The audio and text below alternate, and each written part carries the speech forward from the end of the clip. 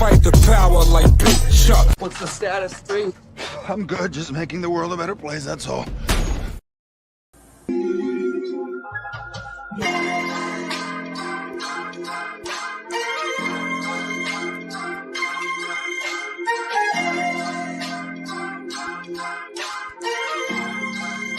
Check it, yo, I always be analyzing to see who's fake. People acting Janice, running around two-faced, talking behind my back until they put in their place. You're a two-course meal without saying grace on the internet. Talking shit through your fingertips, talking high power till your shine is eclipsed. Trying to ride a wave until your mind is seasick. Cement shoes and your ankles tied with 3 bricks. This isn't Grand Theft Auto, this is real life. I will piss on your grave and throw dick to your wife. This is a warning mixed with some advice. You might be king, but I'm the ace of spades, and you just renegade. This is food for thought, bitch, eat a grenade. This is what people want, this be treated like dirt. I tried being humble, but that was absurd. All the brainless bitches flock together like birds, pecking for crumbs until they merge with the crossroads and chuck the demi-urge. I think they had enough, I took the trash to the curb. Let the torture begin and watch them burn. Here's the urn. It's hard to keep it real with fake people. They can take love, mix it with hate, and make evil. I'm staring at 50 shades of gray people. It's a grand deception, like K-Reno. They are who they say they isn't. On the internet, spreading everybody's business through a troll account. Talking foul, not knowing what goes around comes around. The flat out truth is the energy change when I come around. I guess London Bridge is falling down. Hey people, stall him out. We know all about the narrative painting. To control the clout, they gatekeepers trying to stop the ones trying to awake people. HOTC.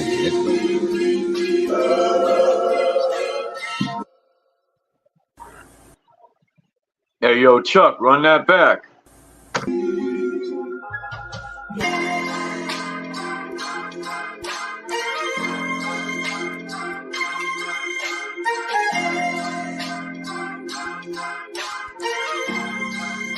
Check it, yo, I always be analyzing to see who's fake.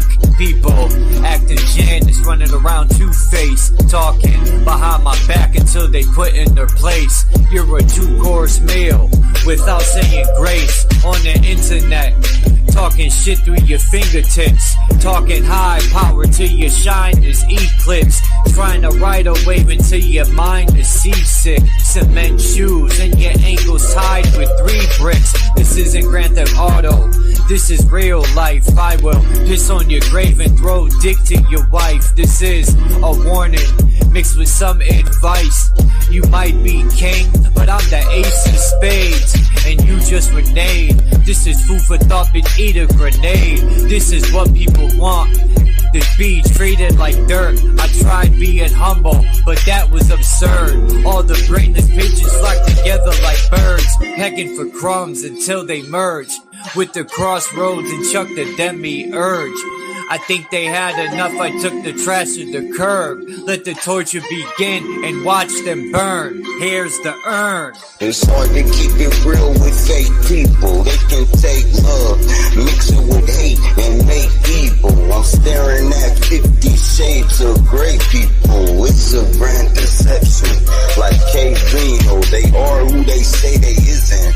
On the internet, spreading everybody's business through a troll account. Talking foul, not knowing what goes around comes around. The flat out truth is the energy change when I come around. I guess London Bridge is falling down. Hey people, stall him out. We know all about the narrative painting. To control the clout, they gatekeepers trying to stop the ones trying to awake people. HOTC.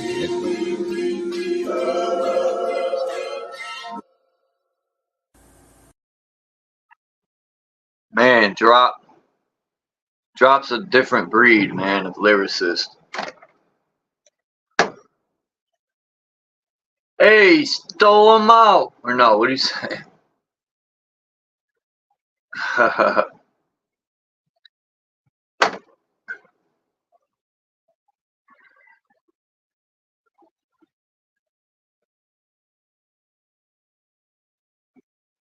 Word salads.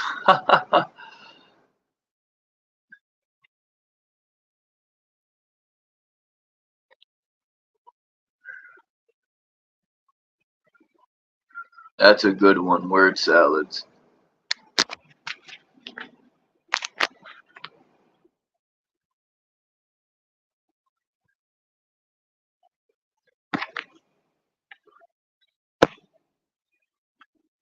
I got a word salad. Hold on, trying to get this picture ready. I checked this time before I started reading. I'm not going to read a lot today.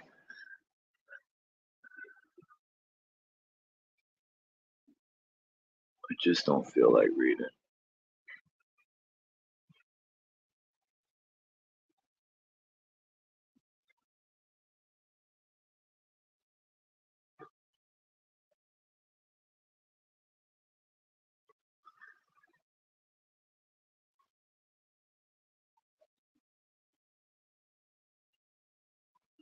That's an ugly picture, man. I'm not even going to attempt to screenshot that fucking thing.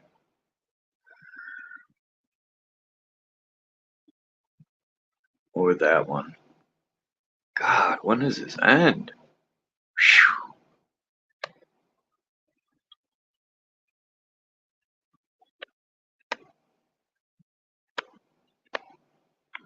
I got 10 pages. Oh, no, dude.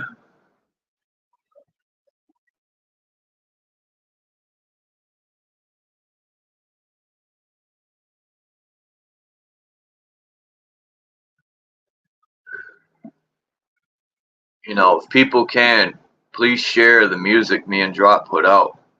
It ain't that hard. I know some people be hating, and if you don't like it, that's fine. Not everyone's gonna like the music I put out. But I know there's jealousy too, because people wish they could spit like this. Or create poetry like me. What do you mean our melted reality, faceplant? What's melting? Is Arizona streets melting again? Because of the heat? Oh, the video you were talking about yesterday. I was just thinking about it.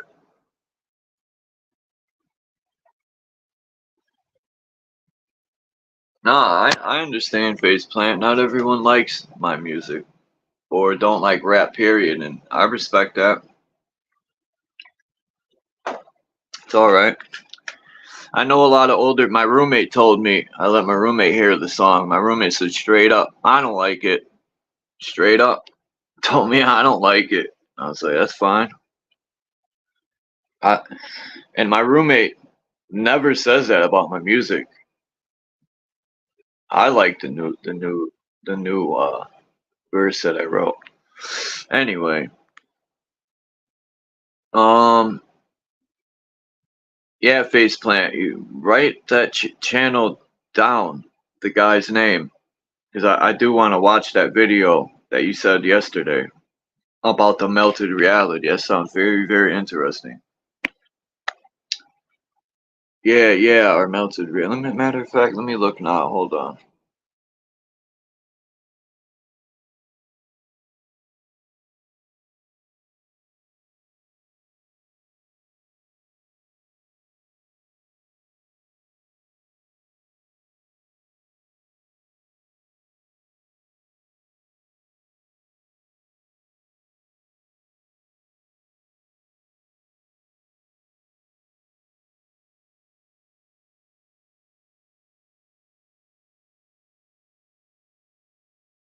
I just subbed to his channel,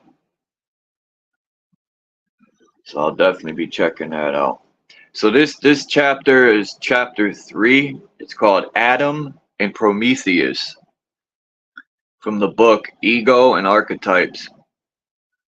People are probably like, man, what happened to that other book? We'll get there. There's so many chapters in that other book. It's ridiculous. But yeah, let me begin.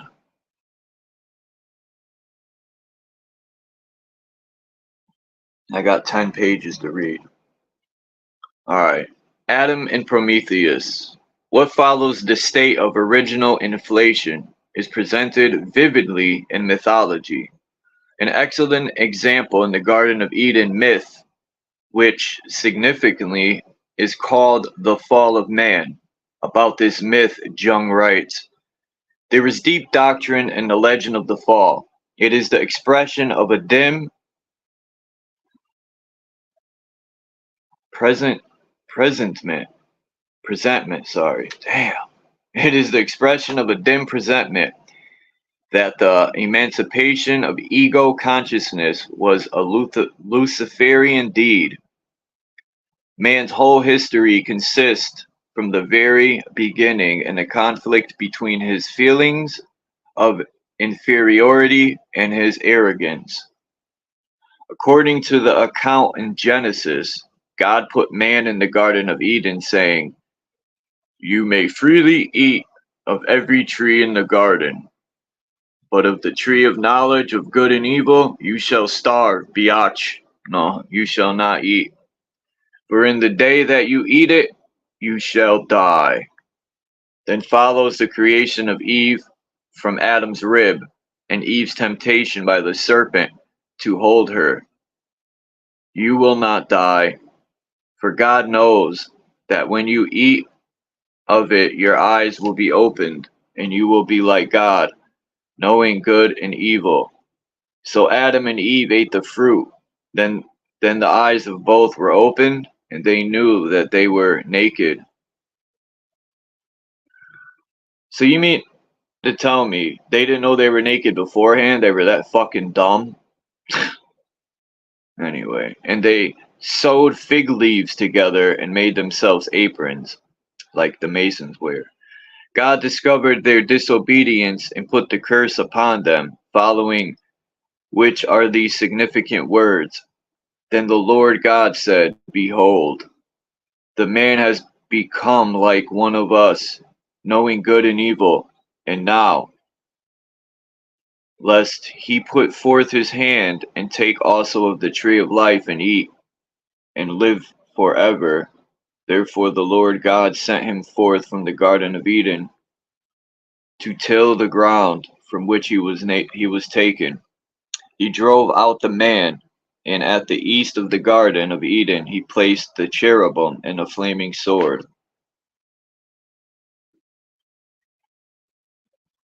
Shit, forgot this picture. So this looks like the tree of life, looks like technology to me.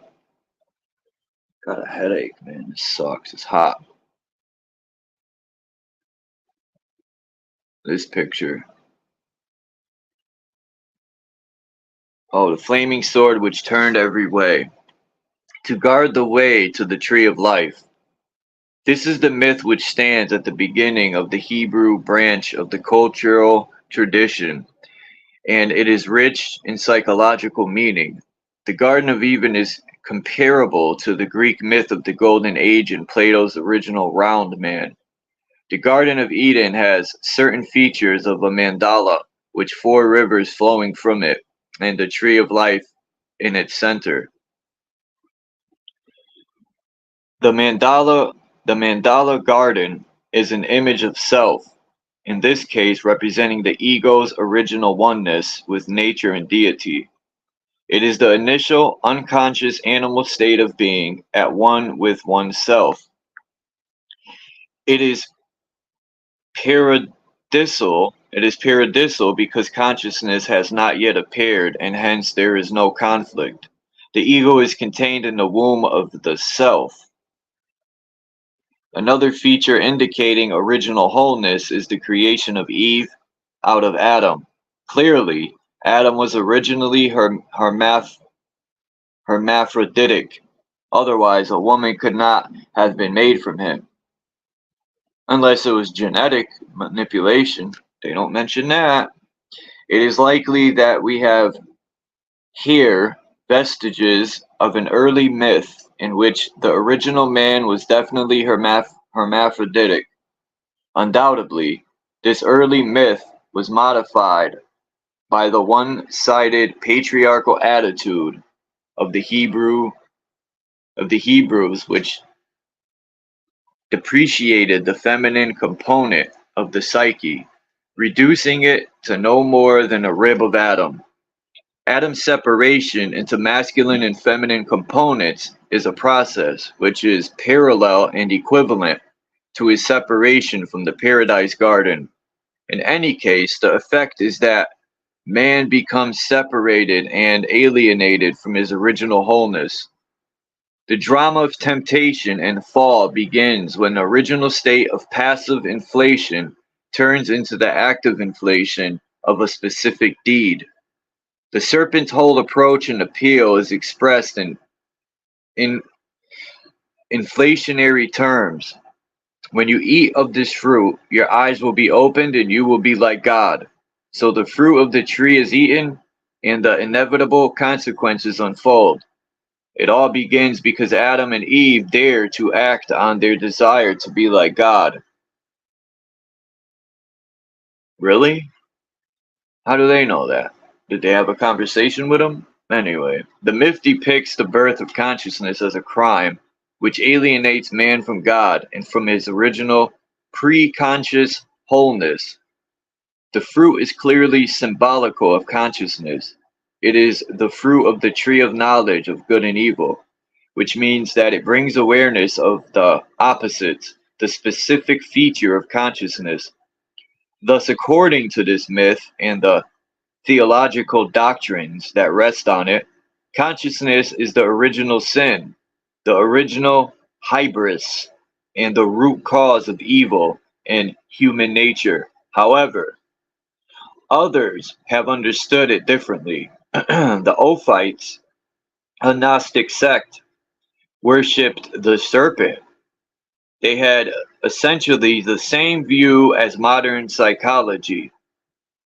To them, the serpent represented the spiritual principle symbolizing redemption from bondage to the demiurge that created the Garden of Eden and would keep man in ignorance. The serpent was considered good and Yahweh bad. Psychologically, the serpent is the principle of gnosis, knowledge or emerging consciousness. The serpent's temptation represents the urge to self-realization in man and symbolizes the principle of individuation. Some Gnostic sects even identified the serpent in the Garden of Eden with Christ, because that is Christ. The Christ. Eating the forbidden fruit marks the transition from the eternal state of consciousness, oneness with the self, the mindless animal state, to a real, conscious life in space and time. In short, the myth symbolizes the birth of the ego. The effect of this birth process is to alienate the ego from its origins. It now moves into a world of suffering, conflict, and uncertainty.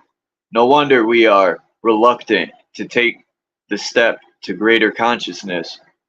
Another feature of the fall into consciousness is that Adam and Eve became aware of their nakedness.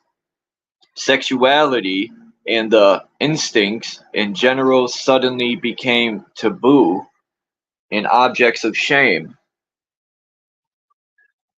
Consciousness as a spiritual principle has created a counterpole to natural, instinctive animal function. Duality, dissociation, and repression have been born in the human psyche simultaneously with the birth of consciousness. This means simply that consciousness, in order to exist in its own right, must initially at least be antagonistic to the unconscious. The insight teaches us that all utopian psychological theories, which assume that the human personality can be whole and healthy if only it is not subject to sexual and instinctual repressions in childhood, are wrong. The innate and necessary stages of psychic development require a polarization of the opposites, conscious versus unconscious, spirit versus nature. But our survey of the myth of the fall is not complete if we leave it with the image of Adam and Eve sadly taking up their hard life in the world of reality, earning their bread by the sweat of their brow and bringing forth children in pain.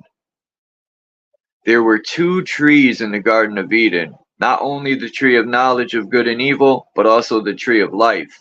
And indeed, Yahweh demonstrated some anxiety that man might discover the second tree and partake of its blessings. What can this mean? There is an interesting legend concerning the tree of life, reported in Ginsberg's Legend of the Jews, which offers some insight of the question. Maybe that's what was in the, maybe not. The tree of life is definitely technology. Whether biological or... Anyway, in paradise stands the tree of life and the tree of knowledge, the latter forming a hedge about the former. Only he who has cleared a path for himself through the tree of knowledge can come close to the tree of life, which is so huge that it would take a man 500 years to traverse a distance equal to the diameter of the trunk. Damn! And no less vast in the space shaded by its crown of branches. From beneath flows forth the water that irrigates the whole earth, parting thence into four streams, the Ganges, the Nile, the Tigris, and the Euphrates. Legends growing up around a myth often amplify and elaborate aspects left out in the original story, as though the collective psyche needs to round out the picture and clarify the full symbolic meaning. Such, I think, in the case with the legend quoted, the biblical account gives a quite ambiguous picture concerning the relation between the tree of knowledge and the tree of life. This legend presents a much clearer and satisfying image. The legend presents the tree of life as in Ophalos or Omphalos or world navel, analogous to the world tree, though it's spelled Yggdrasil. I never figured out how to say that. It's Yggdrasil. I gotta look that up to see how it's said. The Bible tells us that the fruit of the tree of life conveys immortality. Adam and Eve were immortal before the fall, but they were also unconscious. I'm trying to understand that whole bullshit. You know, what they mean by unconscious. They were probably pretty dumb before they ate the apple. I don't know. We'll discuss this at the end. If they can eat the fruit of the tree of life after the fall, they have achieved both consciousness and immortality. Yahweh is opposed to any such infringement on his realm and sets up the cherubim with the flaming sword as an obstacle. However, the Jewish legend quoted gives us some hint as to how the tree of life can be found. It can be reached by clearly a path through the hedge-like tree of knowledge of good and evil. That is, one must repeatedly accept the temptation of the serpent, repeatedly eat the fruit of knowledge, and in that way eat his way through the tree of life. In other words, the recovery of our lost wholeness can only be achieved by tasting and assimilating the fruits of consciousness to the full. The myth of the fall expresses a pattern and process, not just of the original birth of consciousness out of the unconscious, but also the process that one goes through in one form or another with every new increment of consciousness. I believe with the Ophites that it is one-sided to depict Adam and Eve just as shameful orchard thieves. Their action could equally be described as an heroic one. They sacrificed the passive comfort of obedience for greater consciousness. The serpent does indeed prove to be a benefactor in the long run, if we grant consciousness a greater value than comfort. We see fragments of this theme of the original fall of man in a good many dreams in the course of analytic treatment. They are very common at times when new conscious insights are being born. The theme of encountering or being bitten by a snake is common in dreams. The latter generally has the same meaning that the succumbing to the temptation of the serpent in the Garden of Eden had for Adam and Eve, namely, that an old state of affairs is being lost and a new conscious insight is being born. This is often experienced as something alien and dangerous, hence it is never a pleasant dream. But at the time, such a bite usually initiates a whole new attitude and orientation. It is generally a transition dream of considerable importance. Also, dreams of having committed a crime may have the same meaning as the original crime of stealing the fruit. What is a crime at one stage of psychological development is lawful at another, and one cannot reach a new stage of psychological development without daring to challenge the code of the old stage. Hence, every new step is experienced as a crime and is accomplished by guilt. Because old standards, the old way of being, have not yet transcended. So the first step carries the feeling of being a criminal. Dreams of being given fruit to eat, apples, cherries, tomatoes, may have the same meaning. They are allusions to the theme of eating the forbidden fruit and represent an introduction to some new area of conscious awareness with much the same consequences as the original eating of the fruit. The following is an example of a modern dream that strikes the old theme to the temptation in the Garden of Eden. It was dreamt by a man in his 40s. He first came to me with the complaint of writer's block and anxiety attacks. He was a talented man filled with creative ideas and inspirations. He could have the most amazing dreams, complete plays down to the last detail of costume and music, exit and entrance, but he could never get himself to do the hard work of putting them down on paper. It seemed as though the dream itself was adequate reality, as though just the fact that he could have such magnificent compositions in fantasy were sufficient reality to relieve him of any sense of obligation to realize them in fact. Such an attitude is an identification with the original unconscious wholeness, the provisional life, which avoids the hard work required to make the potential actual. Although he thought he wanted to write, fantasies were unconsciously considered sufficient reality in themselves. Such a person is afraid to make the commitment required to create something real. He would lose the security of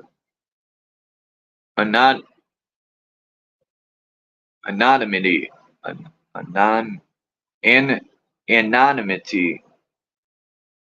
He would lose the security of anonymity anyway, and expose himself to disapproval.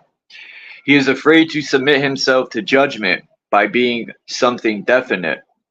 This amounts to living in the Garden of Eden state and not daring to eat the fruit of consciousness. Who would have eaten it? I would have. Here is his dream. I am in a setting and atmosphere that reminds me of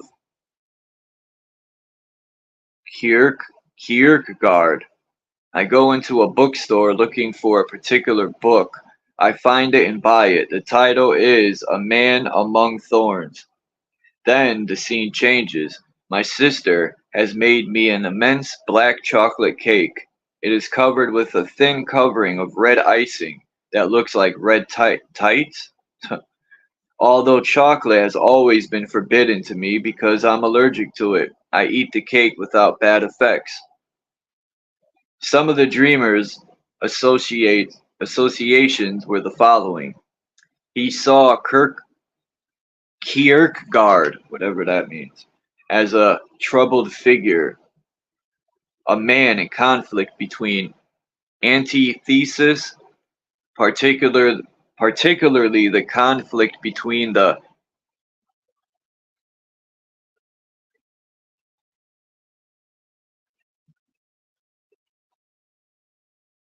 man, what the fuck is this word? I think it's I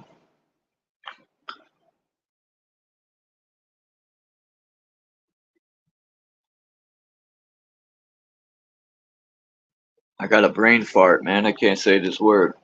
I think it's atheistic. It took me a while to. They spell it weird. Particularly the conflict between atheistic and religious attitudes. His book either or represents the whole problem of opposites. The book title, Man Among Thorns, reminded the dreamer of Christ and his crown of thorns. About chocolate cake, the dreamer said he always considered it poison because it would make him sick. Red icing like red tights reminded him of something the devil might wear. This dream, although expressed in modern and personal imagery, has a close parallel with the ancient myth of Adam's fall from paradise. On the basis of the archetypal parallel, we can we can hypothesize that it represents a potential transition in this man's personal development. The most striking feature of the dream is the eating of the cake. It is black and has a red covering with associates to the devil. Black, red, and white is Satanism. Black, as the antithesis of white, carries the implications of evil and darkness. In the dreamer's case, the chocolate cake was considered poison, indicating his conscious fear of the unconscious. To eat this poison cake is symbolically equivalent to being bitten by a serpent or eating the forbidden fruit. The consequences, the awareness of the opposites, knowing good and evil. And this means being thrown into a state of conscious conflict. With each new increment of consciousness, conflict comes too. This is how a new piece of consciousness announces its presence by conflict.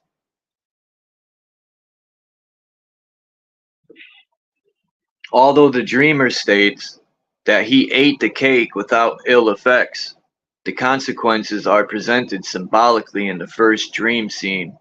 It does not matter that this scene preceded the eating of the cake. Temporal sequence and causality do not apply in dreams. When a dream has several scenes, they can usually be best understood as varying ways to describe the same central idea. In other words, the stream of images in dreams circumambulates certain nodal centers rather than proceeding in a straight line as does rational thinking. Thus, being a Kierkegaardian atmosphere and buying a book called A Man Among Thorns is only a symbolic variant of the image of eating a poisonous black cake. To eat the cake means to enter the Kierkegaardian experience of conflict and to understand the man among thorns, either Christ, who endured the most extreme tension of opposites by being both God and man, or Adam, who on being expelled from the garden was obliged to till the ground that brought forth thorns and thistles.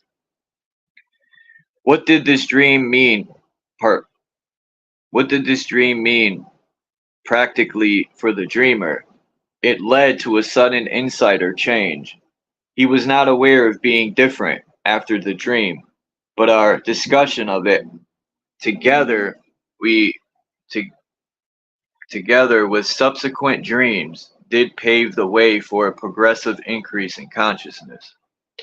When this patient first entered psychotherapy, he had symptoms, but no conflict.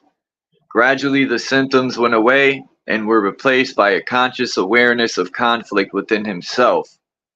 He came to see that he didn't write because part of him didn't want to write. He came to realize that his anxiety was not a meaningless symptom, but a danger signal trying to warn him that his prolonged residence in the Garden of Eden might have fatal psychological consequences. As the dream suggested, it was time to eat the fruit of the tree of knowledge of good and evil and accept the inevitable conflicts of being a conscious individual. And this transition is not all pain and suffering. The myth is one-sided here. The paradise state, too long persisted in, becomes a prison, and expulsion is then no longer experienced as undesirable, but as a release. In Greek mythology, there is a parallel to the Garden of Eden drama. I refer to the myth of Prometheus. In simplified outline, it runs as follows. Prometheus presided over the procedure of dividing the meat of sacrificial victims between God and men. Previously, there had been no need for division because gods and men ate together. Ego, self-identity. Prometheus tricked Zeus by offering him only the bones of the animal covered by a layer of enticing fat. For man, he reserved all the edible meat. Zeus, angered by his trickery, withheld fire from man. But Prometheus slipped into heaven, stole the fire of the gods, and gave it to mankind. In punishment for this crime, Prometheus was chained to a rock where every day a vulture tore at his liver, and every night it was healed again. Punishment was also sent to his brother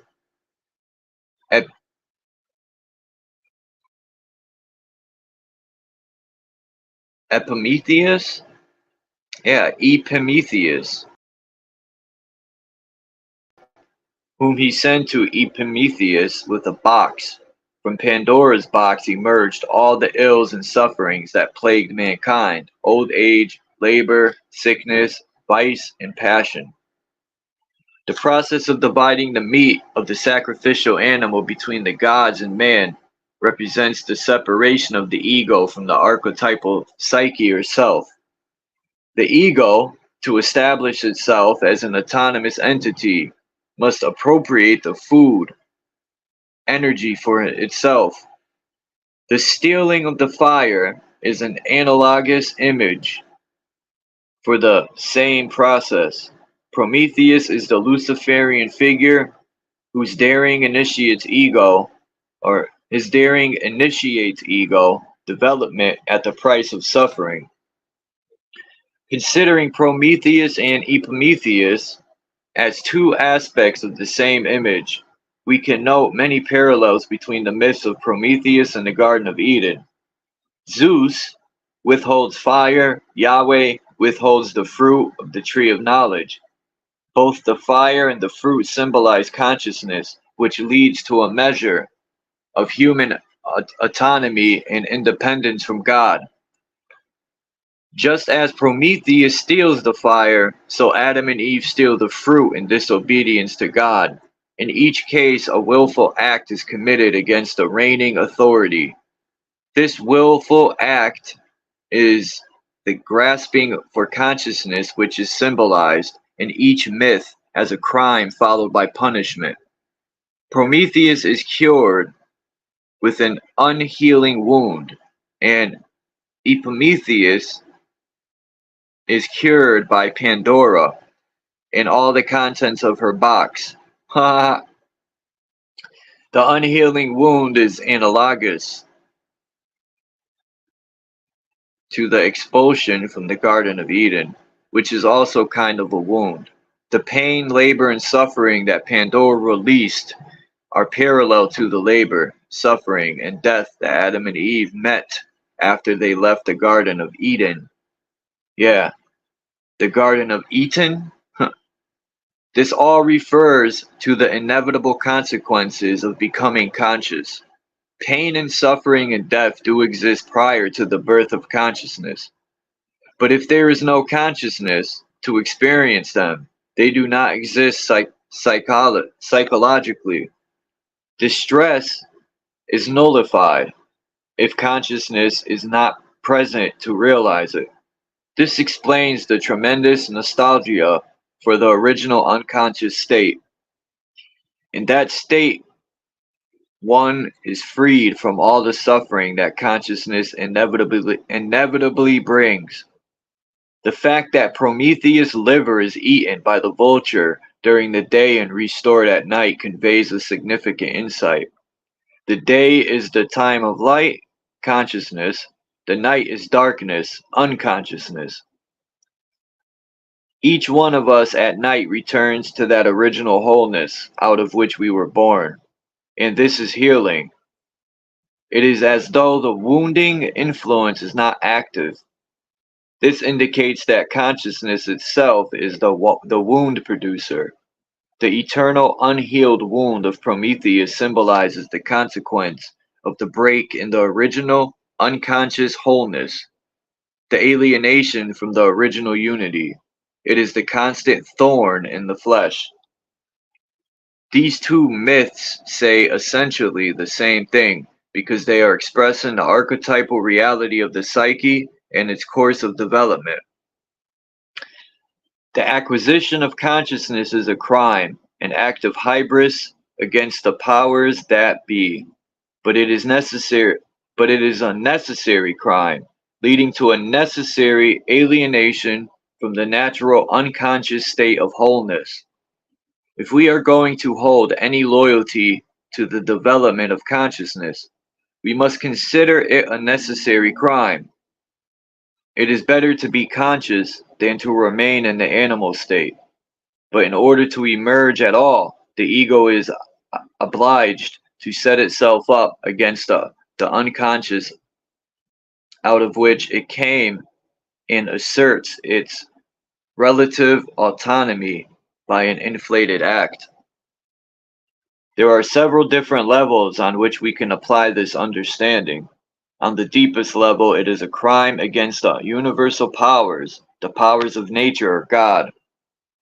But actually, in everyday life, it is generally not experienced in such religious categories, but in quite personal ways.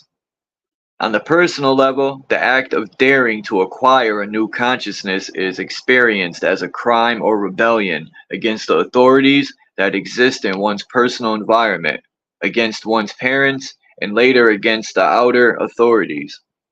Any step in individuation is experienced as a crime against the collective because it challenges the individual's identification with some representative of the collective, whether it be family, party, church, or nation.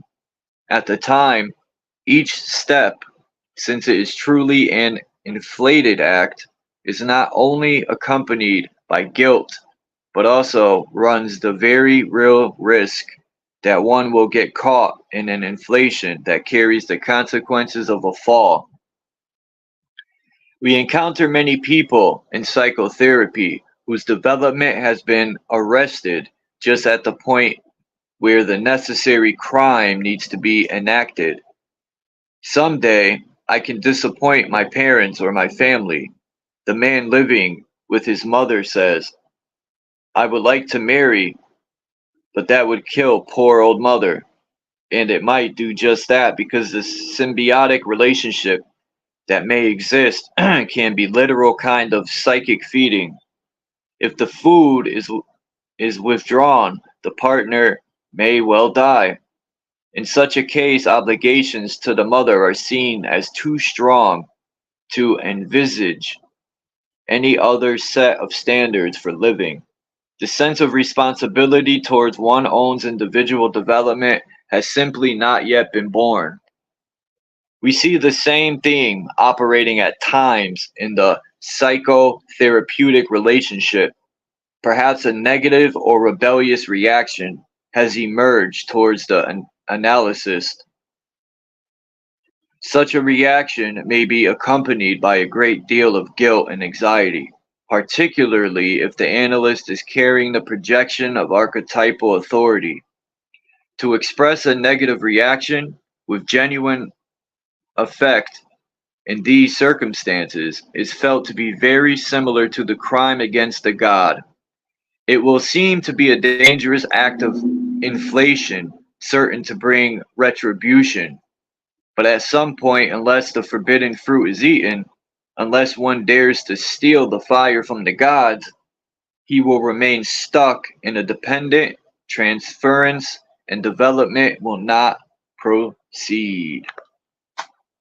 And tomorrow will be chapter 4, Hybris and Nemesis.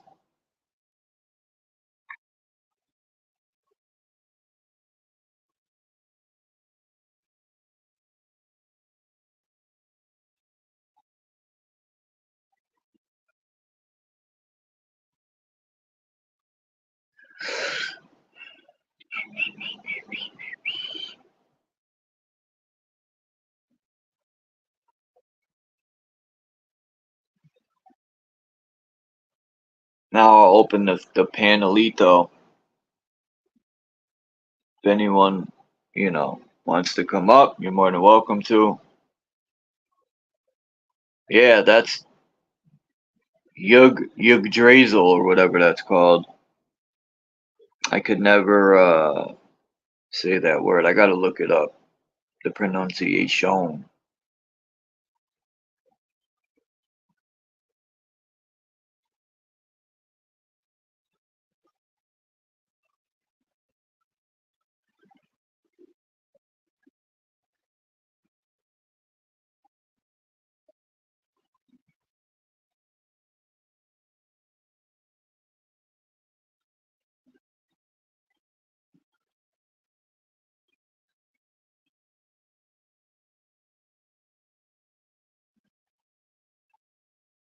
It's a beautiful day in the neighborhood.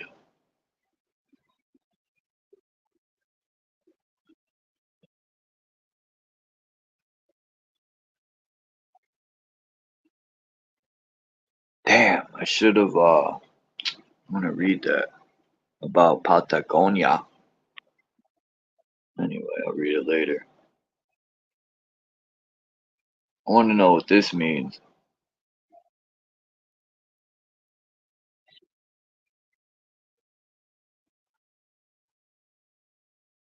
There we go.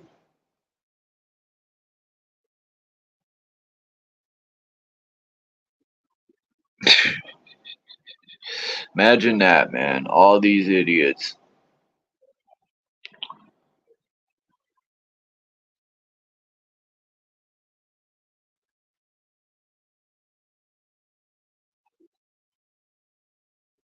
Here's some zooming into that picture. And they love holding that Globus Crucifix. Here, whoever that is, Yahweh, he's got the hands like Satan. He's got one up and one down. That's fucking Satan. Yahweh is Satan. Yahweh is Satan. Jesus, he has many synchronizations, man. He morphs into all these fake fucking deities, man.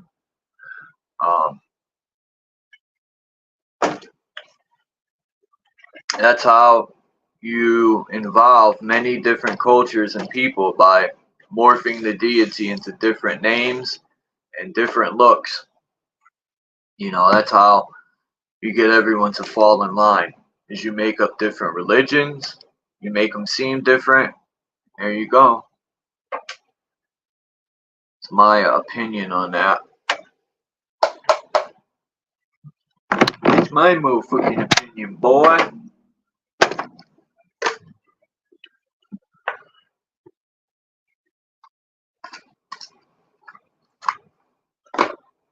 Oh yeah, let me look at that video that Faceplant was nice to send. Let me see, is my laptop charged it up? I was about to say.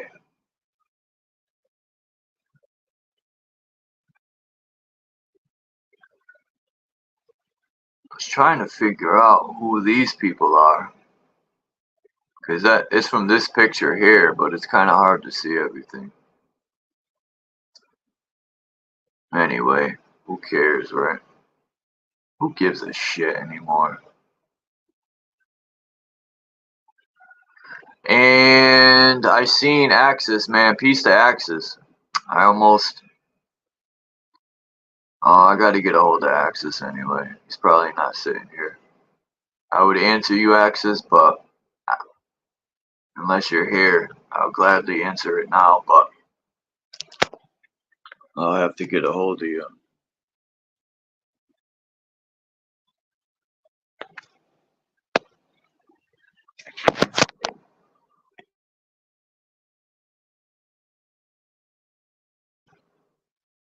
If you're here, Axis, just let me know, and I'll answer that.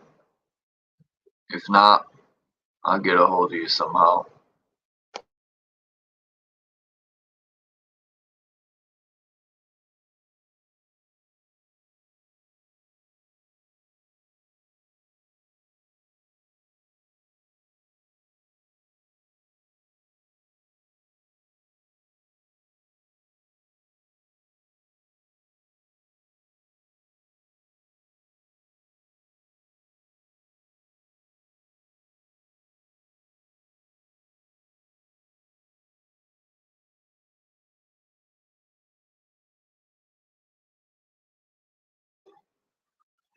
What has everyone got planned for?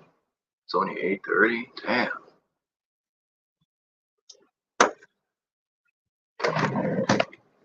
Alright. I'm going to switch over to my lapper topper. Oh, what am I doing? Wrong button. Wrong button. I pressed the button. What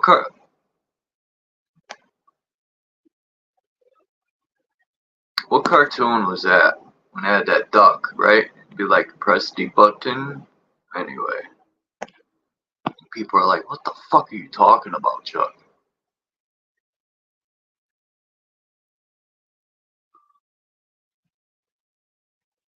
If people know about old school cartoons, you'll know what I'm talking about.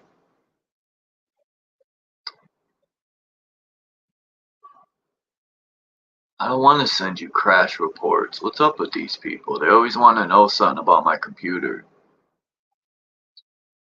These people think I am. What do you think, I was born yesterday?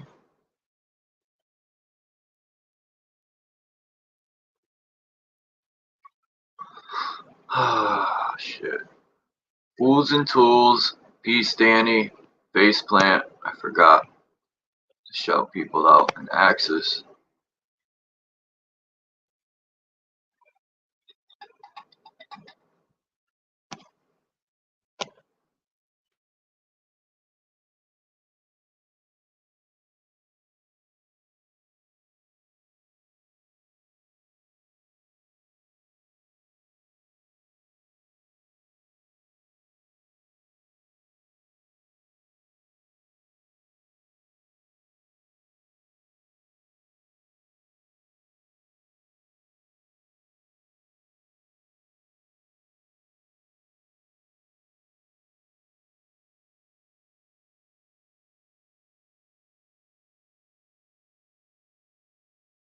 Ha! I'm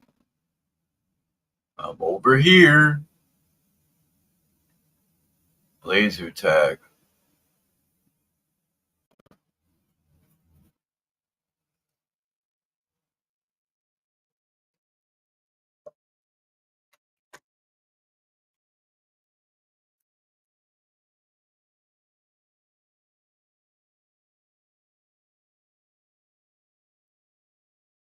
Oh yeah.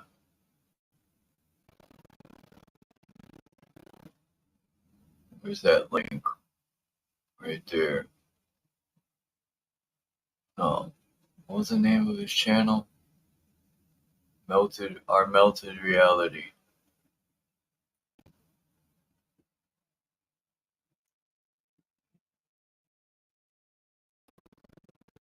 Better get.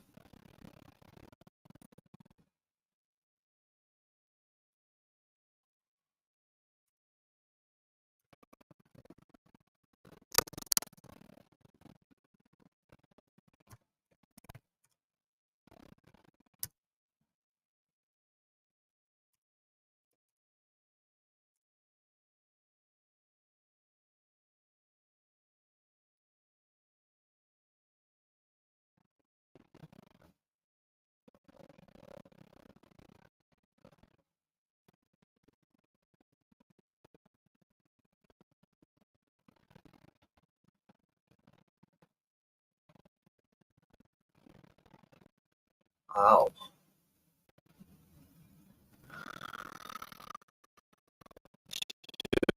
The fucking.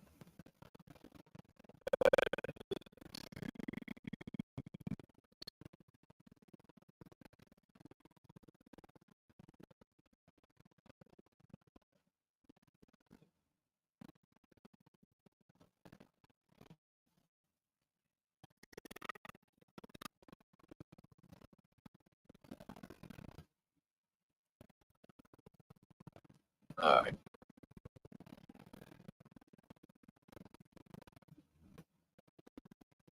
I'm gonna spend a fucking day.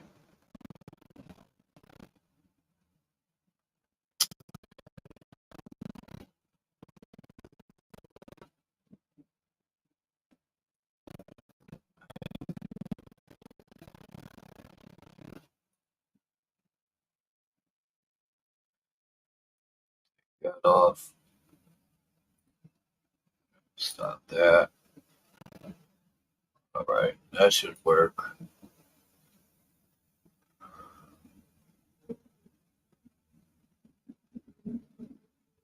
It's because I'm moving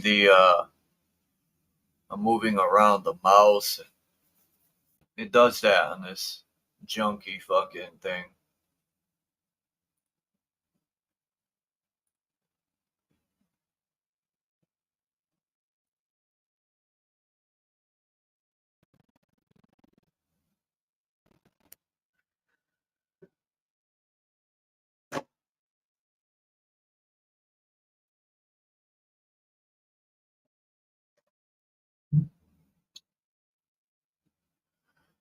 Okay.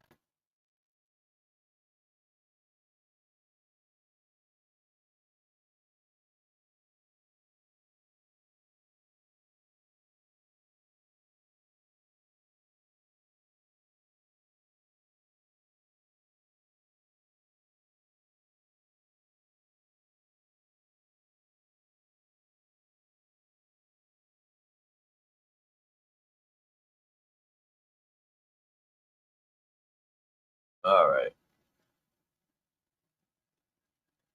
Come on. Let's go.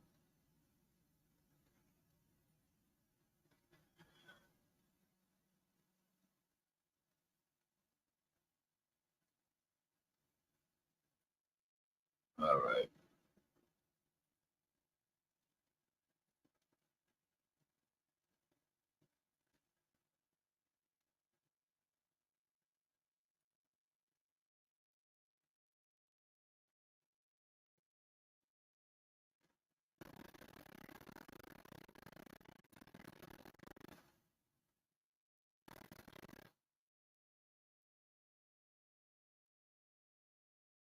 Come on.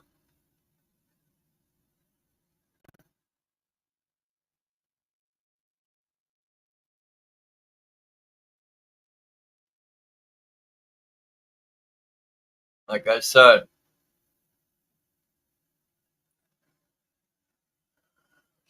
if anyone wants to come up, you're more than welcome to hit the link. But we're going to check this channel out called Our Melted Reality. And this is Geometric Precision in 1819.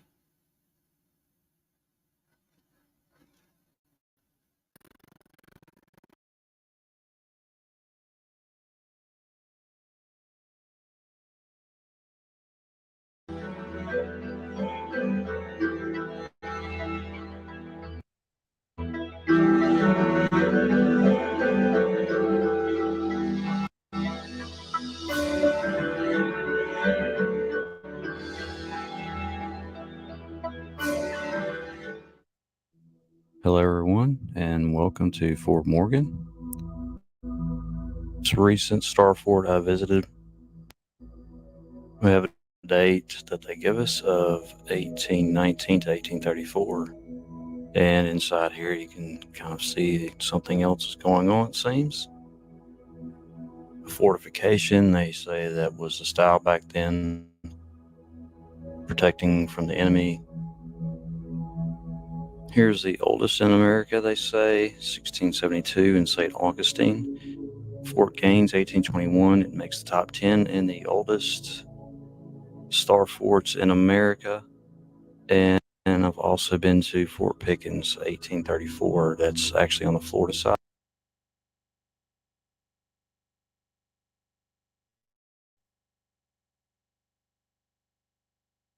Main questions that should be asked is, how is this accomplished? 1819, they just went and got, I think, around, say, 2,000 to 3,000 slaves, mason slaves. Walk around and you find things that really don't make sense as far as how the brick is turned and what everything looks like in this geometric, precise star fort.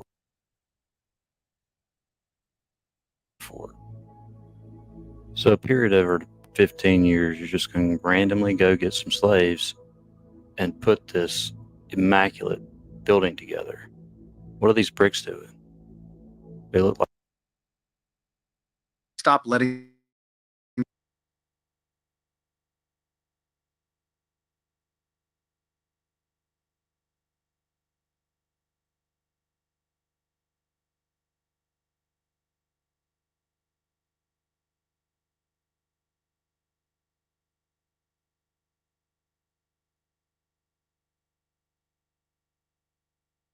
they've changed from heat. Some kind of different event that they're talking about. That's just what it looks like. And here you can see the construction of the concrete besides the brick. They say that was 1895, added in 1895.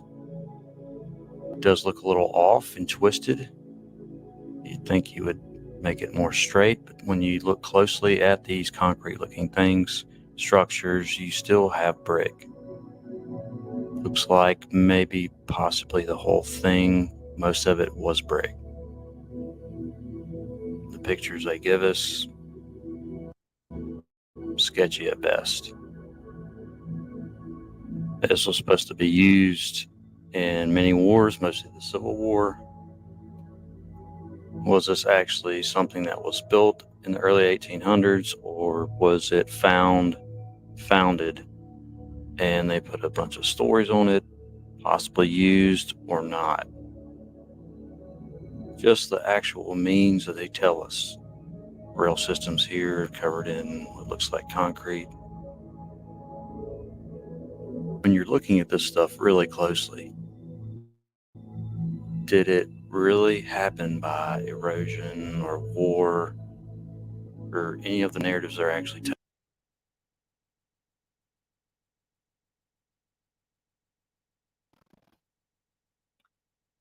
Man, I like this guy so far, Faceplant. He has great freaking pictures. I like the drone footage. So far, so good. This guy's awesome, man.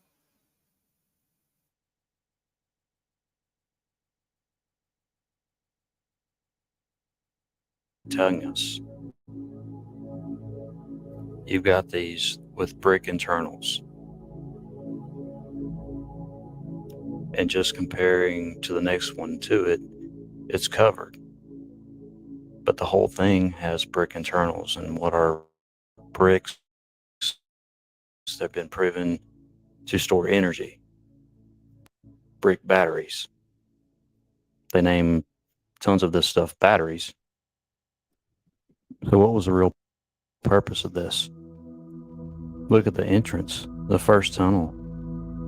Yeah. Geometric precision. Why would you ever do that back in 1890? Just because it was a style back then? But looking closer at the bricks, they call erosion. Everything you walk on here is brick. 30 to 40 million bricks, they say. Here's a shot of 1997, I think, of a hurricane. But that doesn't happen too much. But nothing's going to do that, what we're seeing with these bricks.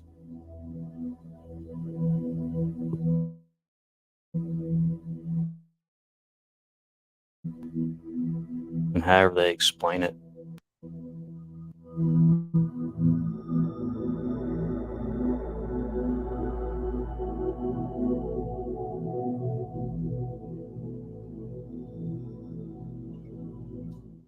so in my opinion, Star Forts were some.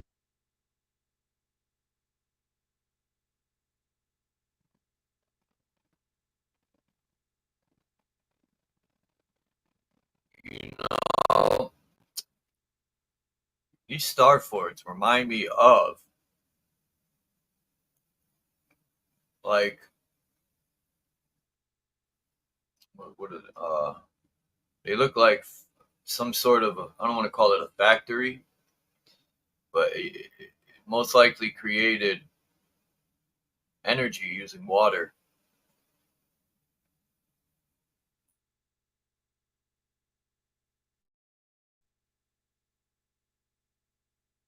Something else, much more grander scale than what we're seeing here. Probably went way down further. Then you have the section supposed to be in 1865 with the iron and the concrete and other materials. And they say they got this from, I believe, the New York area, which is strange. This was supposed to be the area of those huge gun turrets. Do you see the iron plates? And some are symmetrical around and some are not. It seems like they don't fit what they're saying the gun's mounted on. Closer up, the iron and looks very heat damaged, in my opinion. Some of the concrete looking stuff covering some of them and twisted. So you have this immaculate structure, tons of brick. What did they say? How did they cut these bricks?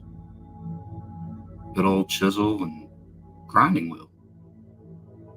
Hand cranked or foot cranked, take your pick. But that's the actual narrative they give us. Just imagine 30 to 40 million bricks. Then, on most of them, you have to cut. I mean, that in itself just defies all logic. Would that be for here? Just insane to me. But that's the narrative they use. Right here.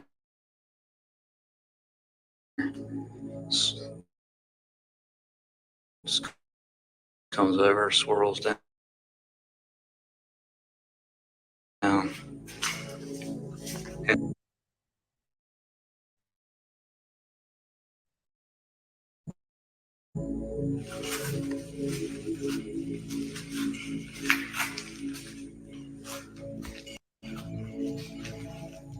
There's so many of these all over the world, hundreds and hundreds of star forts.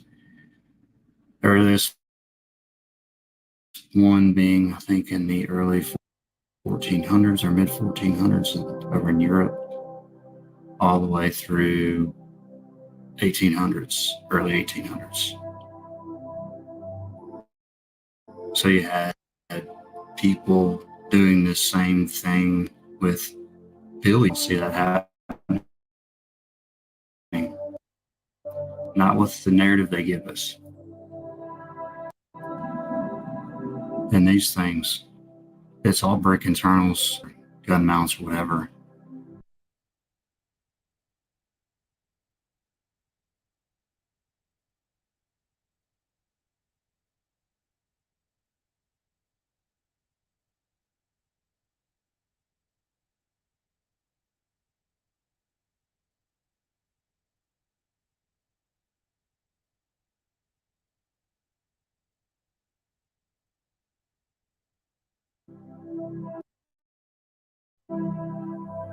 What actually changes the brick to look like this? It's some kind of cataclysm that we have.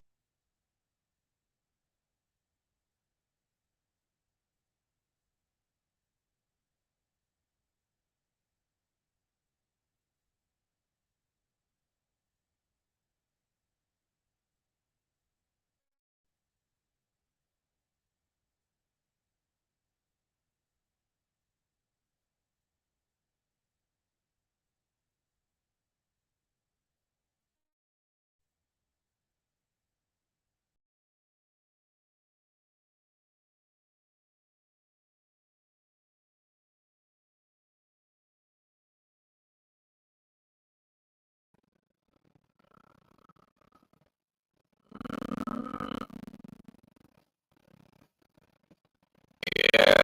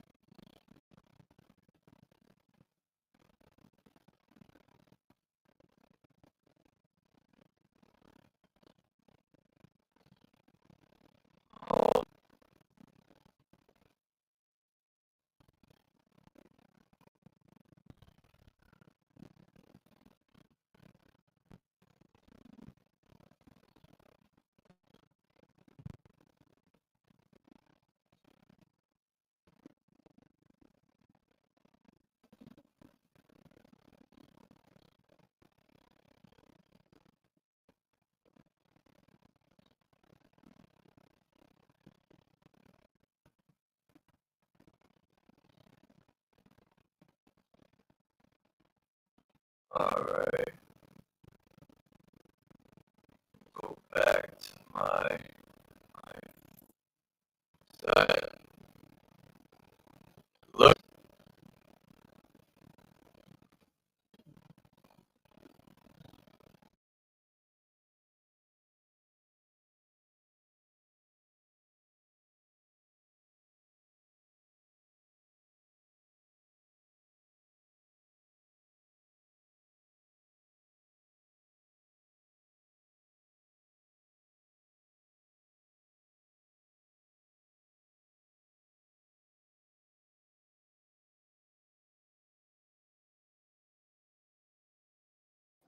All right.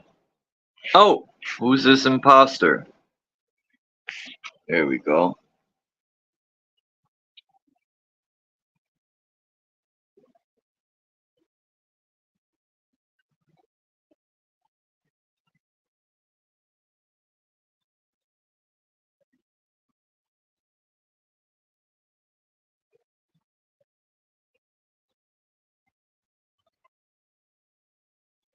Well, I guess I'll keep reading. Nah, fuck that, I'm joking. I love this picture right here. That shit is perfecto.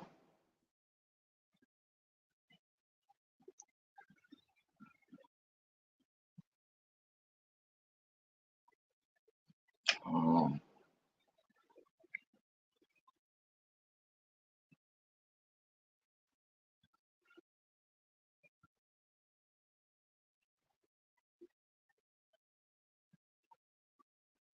who likes Lucifer?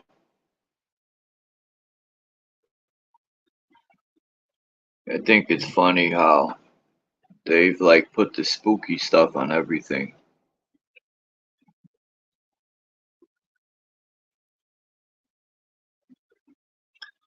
Peace, I am Max.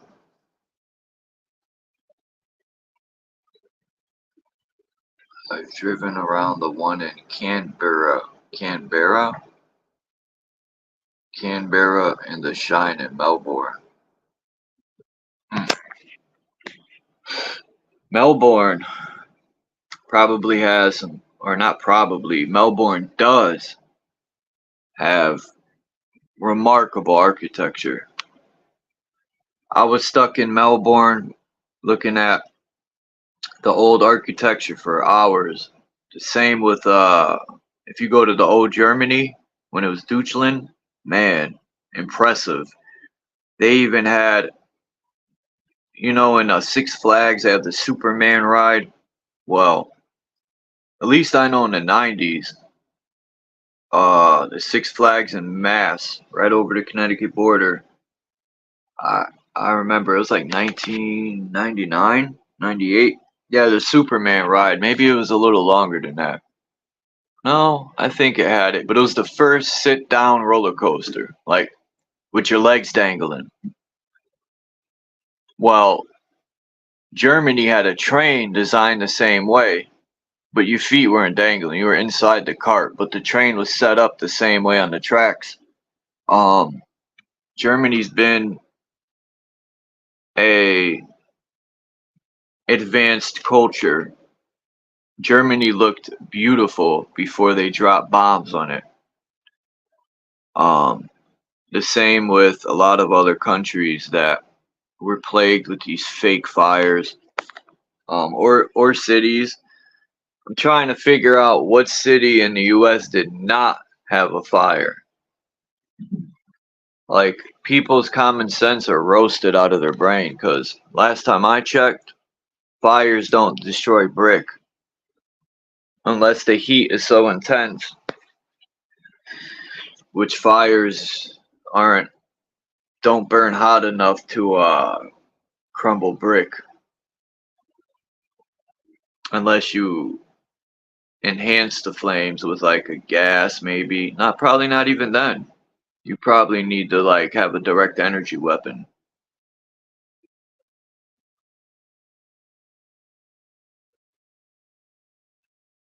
This scene right here is terrible shit going on. Look at that other demon on the bottom right. He's stirring people in the pot while they're alive. They're having their last conversation. They're like, one's looking at the other one like, how are we still alive? This guy's literally stirring us in this pot. I would have like punched the dude in his face and tried to escape. This guy's got somebody's butt cheeks hanging out his mouth. Oh, okay. He's biting him in half. I thought he had the other half of the body in his mouth. Damn, there's even a king in the pit up there in the top left. They even got a king in there. They said nobody is safe. There's some crazy stuff going on in this picture.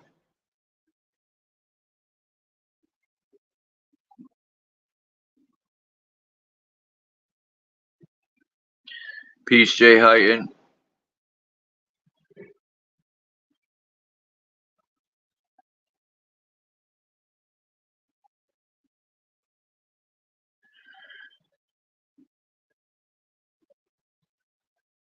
Who is the imposter? Where's the imposter?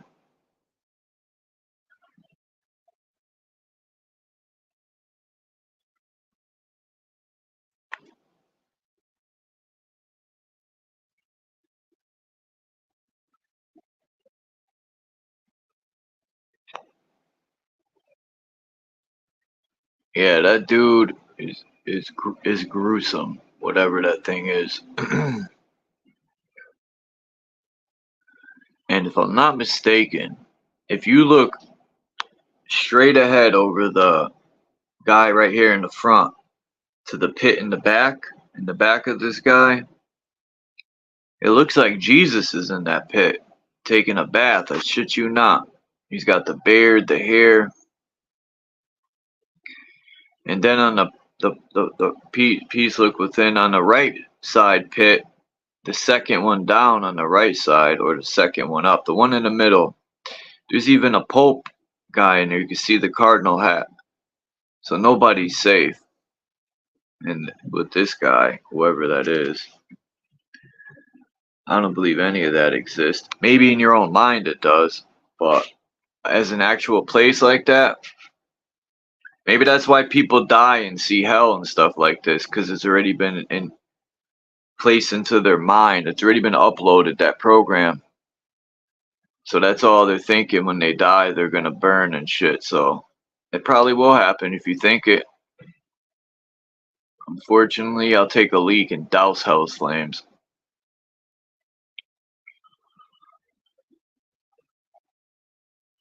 Rip Satan's thorn off his head, his horn, and shove it in his mouth. Sit on his throne.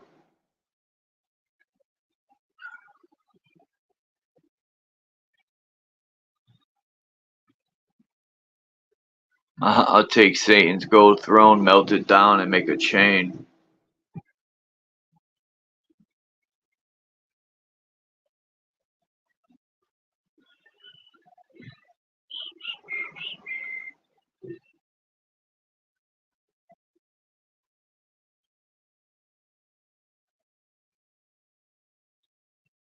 Poor Jesus. They tortured that man, and they love celebrating looking at this man on the cross, because a lot of people can't break down the symbolism, and there's probably at least 20 versions to break this symbolism down. Probably more.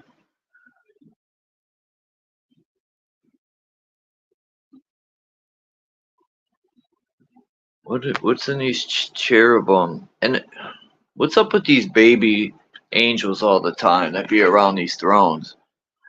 That's some weird shit, man. I mean, this angel is losing his hair. It must be a stressful job. Look at the angel on the right. He's losing hair. He's balding. That's a stressful job, man.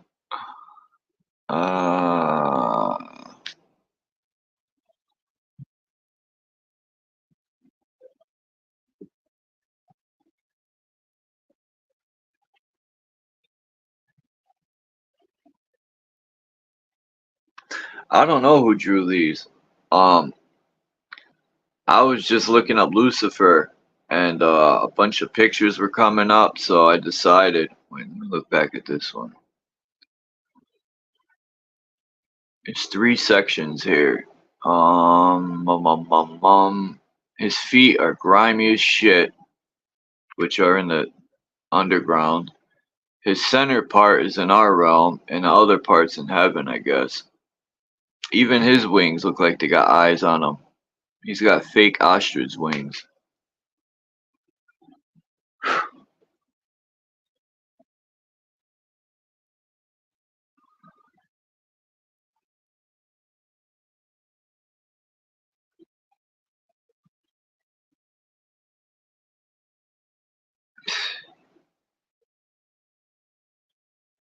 Nine-pointed star? That's odd.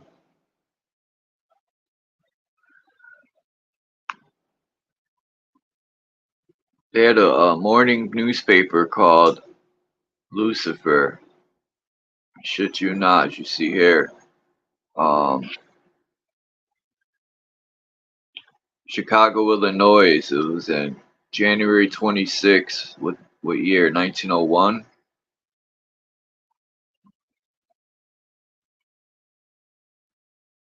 And if you want to get deeper, newspapers are delivered when? in the morning. And what's in the morning? The morning star.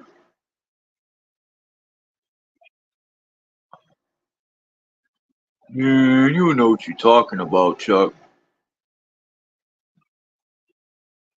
Look at this gremlin.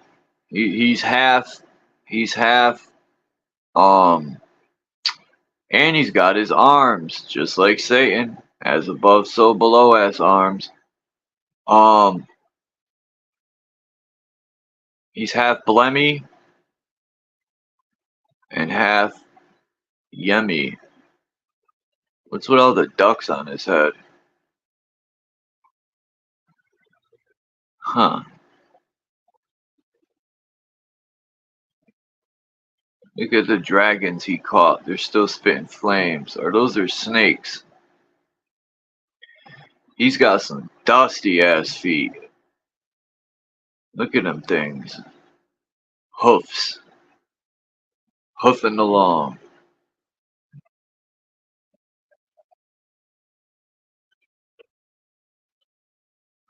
Man, I want to go to this mountain and look at the stars from this mountain, or even from the telescope. That's probably the telescope Lucifer. It ain't probably, that's what it is.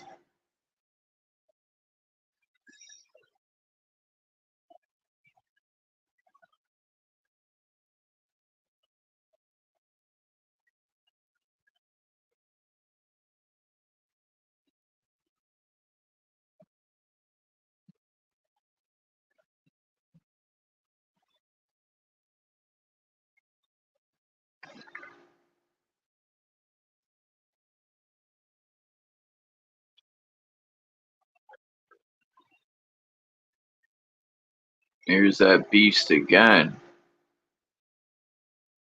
Look at these people, man. Look at that one on the bottom right peeking his head out of the ground.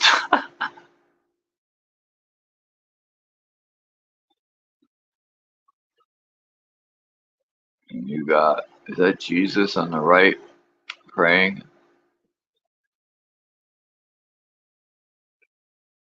The other one's got his butt sticking out of the ground. Some weird stuff.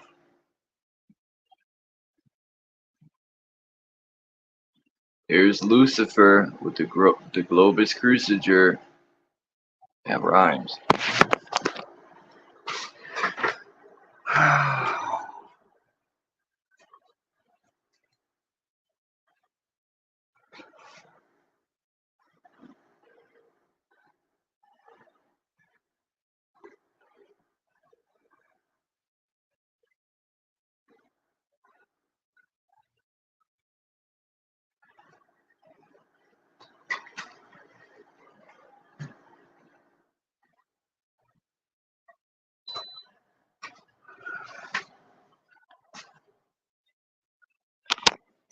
Oh boy. Now this picture is interesting. Now I'm not saying any of this is true, but I take the spooky stuff out of all this.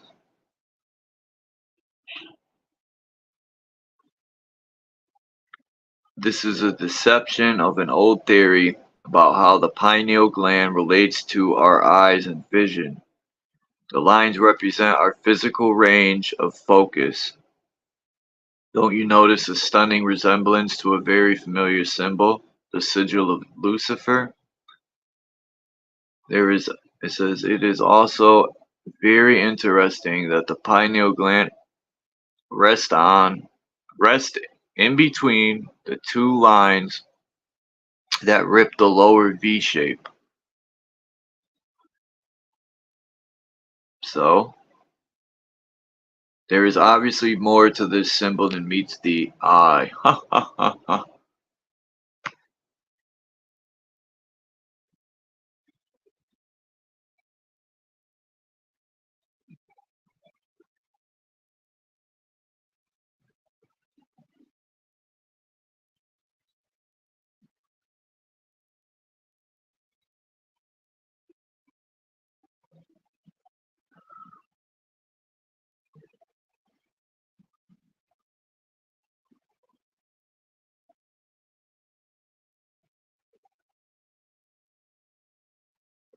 I forgot to crop this picture to make it bigger.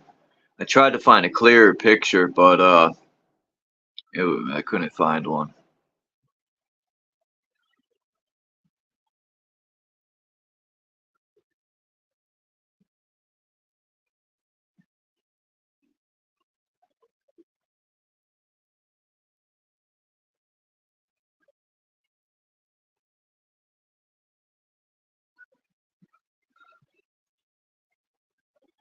Follow or burn, the destroyer of worlds. Yeah, I think this is the god of war right here. It's either Mars or Ares. I think it's wild that Ares is the god of war.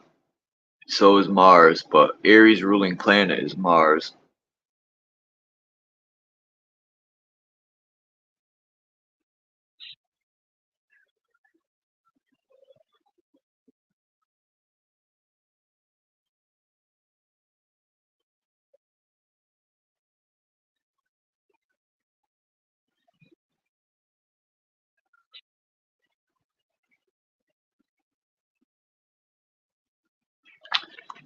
You know, if anyone's looked into what was his name? I was calling him the other day. The Führer, right? The Führer. Um,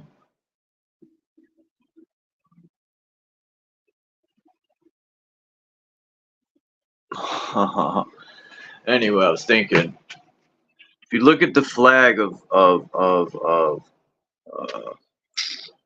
let me pull it up, because there's pictures of Adolf and a bunch of African men, and if you look closely in Africa, they got the German flag colors.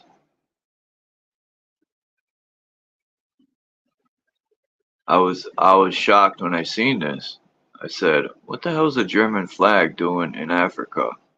Then, if you want to get deeper, look at the Native American colors on the upper right. Then, if you want to get deeper, I think this is what's that place? Not Congo.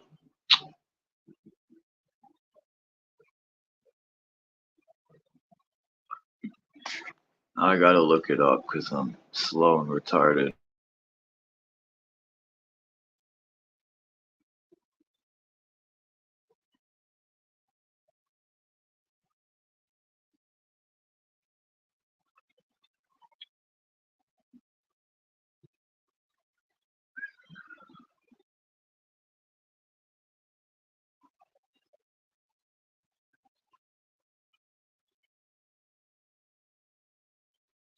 Black, yellow, and red flags.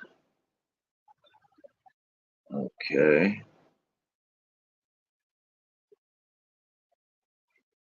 Let's see what countries come up.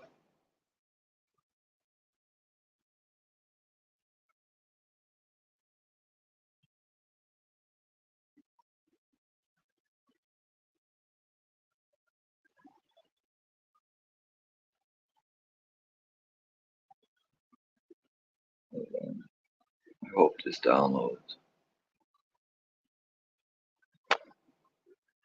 Wow, there's more than I thought, which is a little crazy. Welcome to 7-Eleven.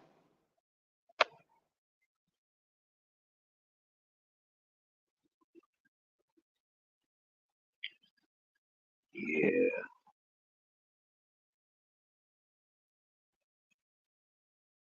Alright. Think I have my answer.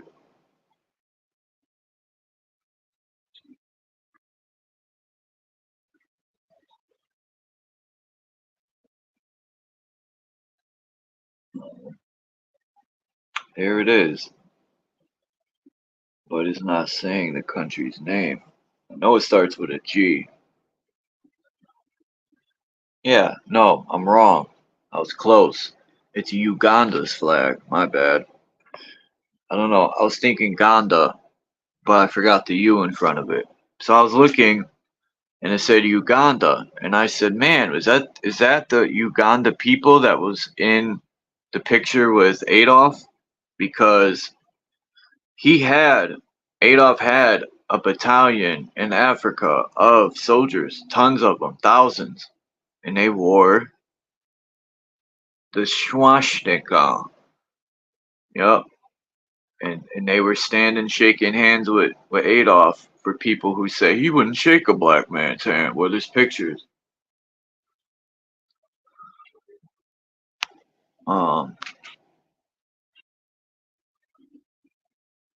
Interesting.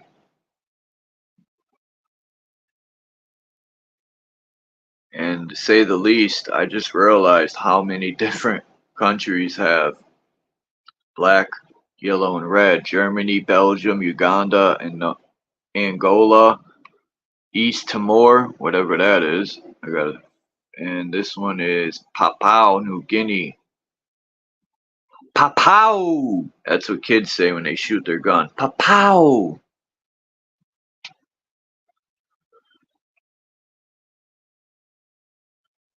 I can't see all these countries, but there's a lot of them. I like that one with the bear. It's called Lower. Oh no, it's called. Shit, I can't see. What's the one with the bear? I know what to do. Just when you thought it was safe, I came back with a double D plan.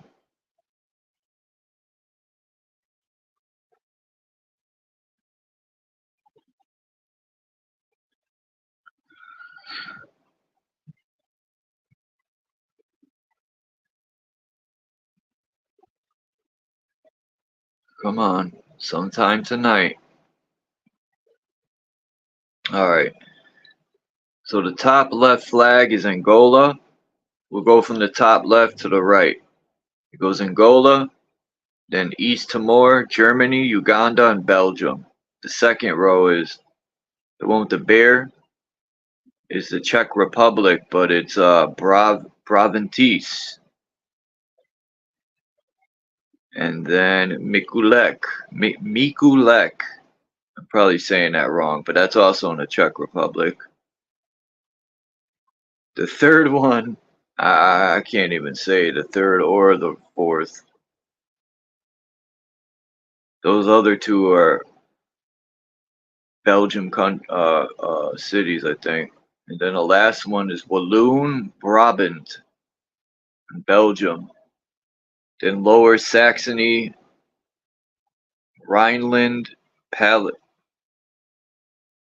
Palatinate, Saarland, or Saarland, Weimar, or Weimar. This is Germany cities, or whatever. Then you got Bern, or Bem in Switzerland. Then you got fourth row down, Best. Imagine living in a country in the Netherlands called Best. And then Nijbeets.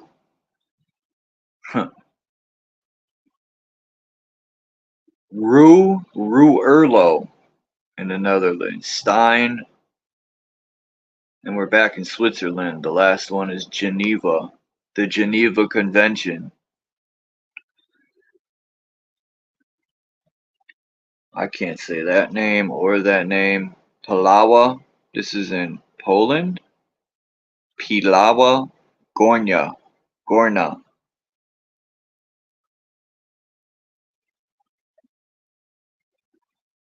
Pakosla Weiss. Pakosla Weiss. Or Pakosla Weiss. Something like that. Yeah, I give up on saying these names. There's a Russian flag that says Tatma or Totma, like totem pole. Got Spain, got one. And a lot of oh, those are retired flags. Look at Brazil's macaroni instead of macaroni.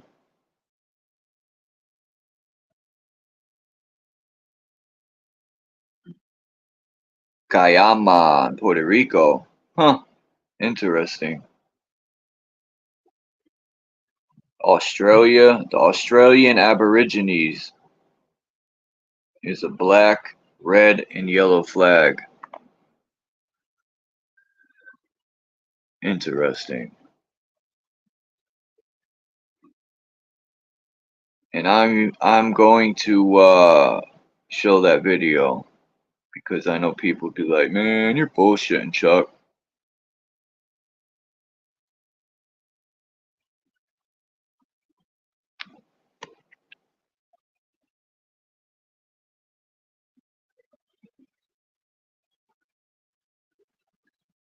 Thanks to you, Renegade, for sharing my video and listening to it. Appreciate it.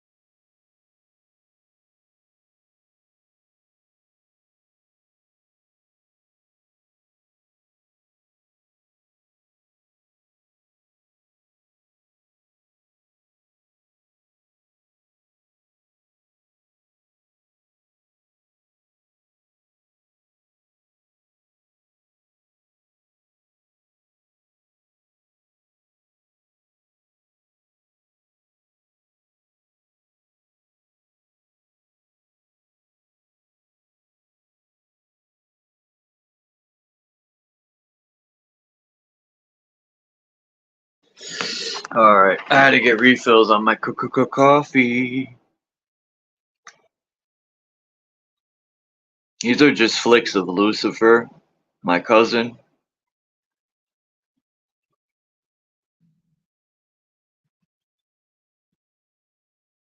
I like this picture, if you take the quotes out of it, or whatever that is. Because that's what I'm going to do to all the evil people in this world. That's what I'm going to do right there, what you see. Except one eye won't be lit up. It'll be all turned off. And I shank them. Shank them and spank them. I like this picture too. Excuse me, ma'am, but your wing's on fire. Look at this album cover. Because I put Jesus is Satan to see if I could find any synchronization, which there's tons of it, but this was an album cover. And that looks more like what's his name with the horns? Abraham.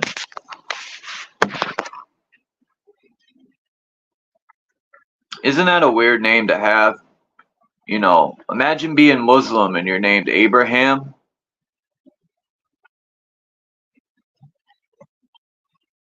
They wouldn't be too happy. How can, yeah, it's an Abrahamic religion, Muslim, no? Or am I wrong? How would you name yourself Abraham if you're a Muslim? That probably didn't sit too well with the ancestors. That's like naming your son Porky the Pig, but he's Muslim.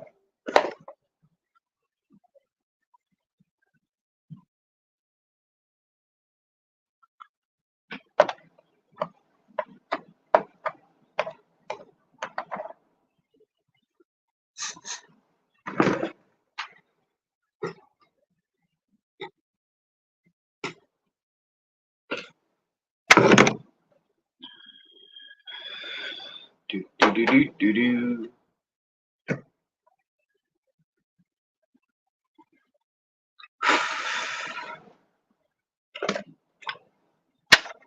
Weed.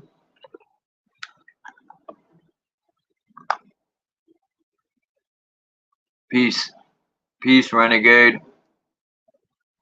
I didn't even know you were in here. And I thanked you because I seen you shared my stuff. That's wild that you're even in here. I didn't know you came in. Yeah, what are the three Abrahamic religions? Isn't it Christian, Muslim, and Catholic? No? Wait. Or no. I think because one is sun worship, which is Christianity. Muslim is moon worship. And then I have a picture of that describes that. Peace, seriously, Ray.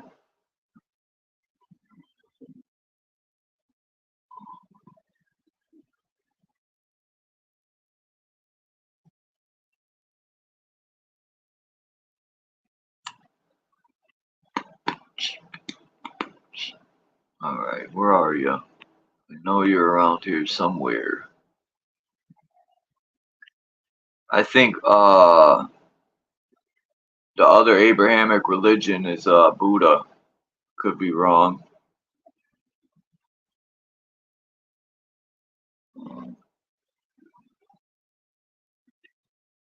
Pingala.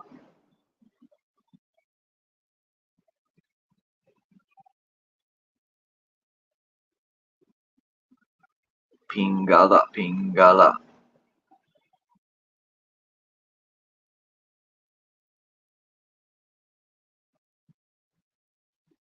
I just had this picture the other day. It can't be this far buried.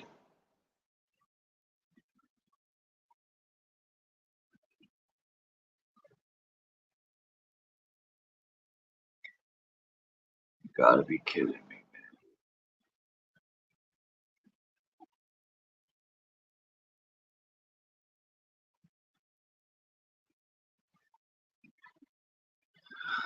Ah, come on.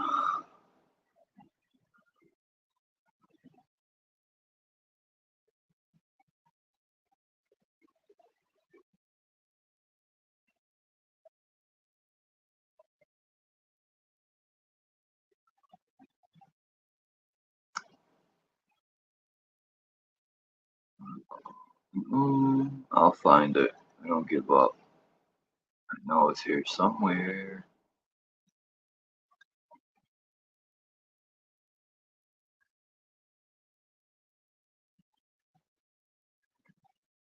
Abraham.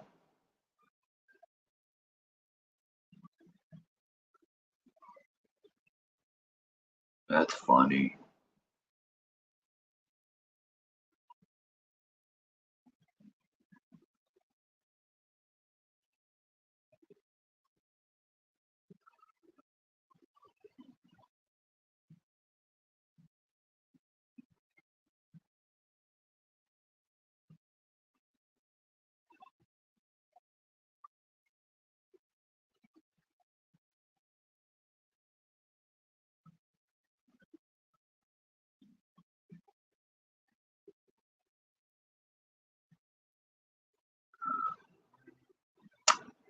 Dude, I know.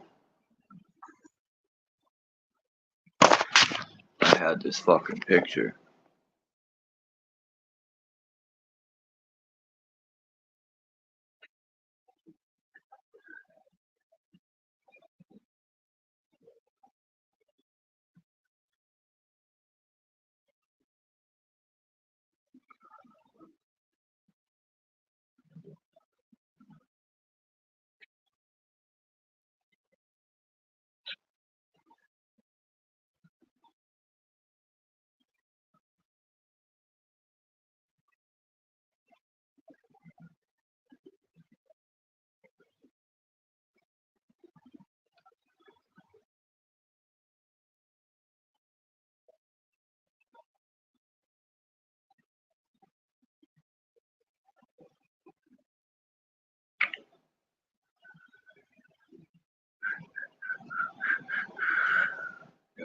kidding me, it's this far. Wasn't even worth looking for.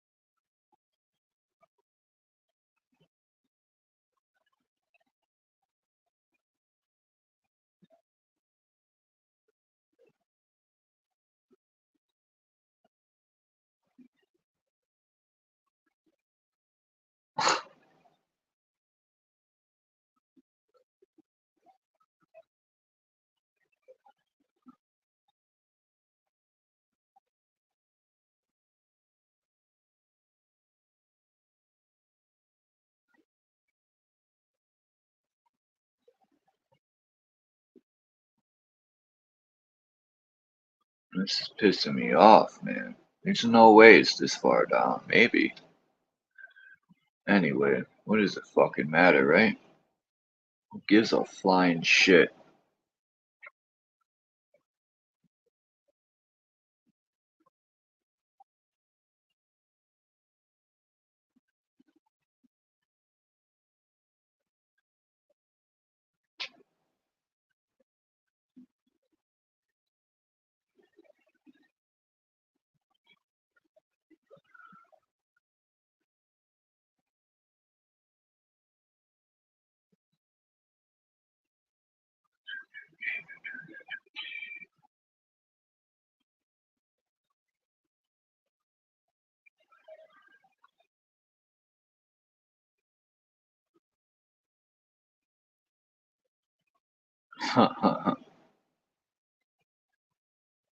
This is wild.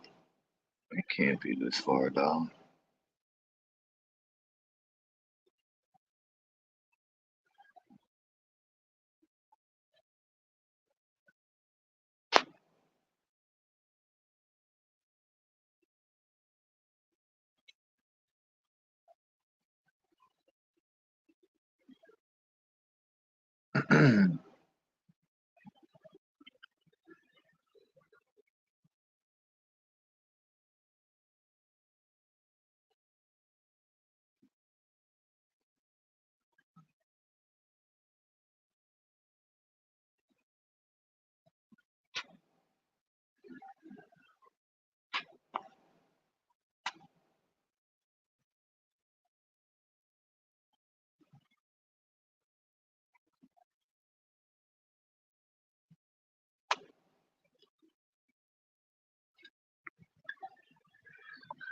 Anyway, who gives a fuck?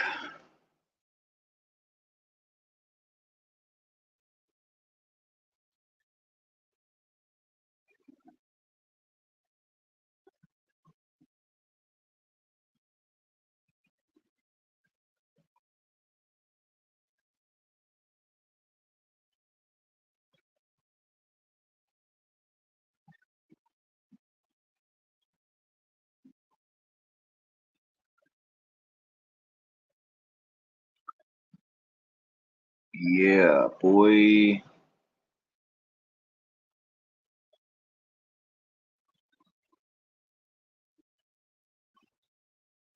Oh, that's what it is.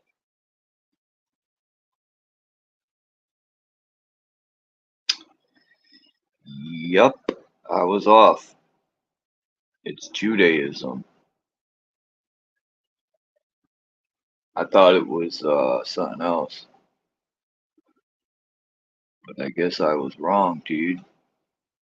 But it's alright to be wrong, dude.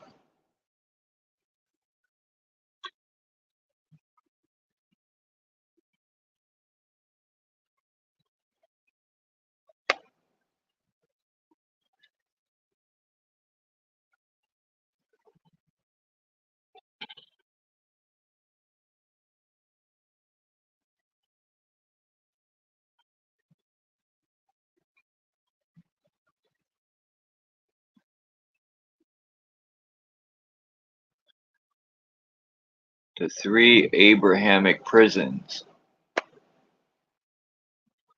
That's what they should be called.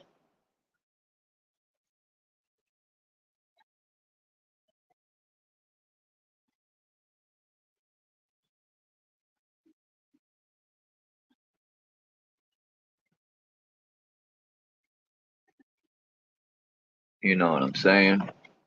The prisons within the mind. They trick you to build yourself.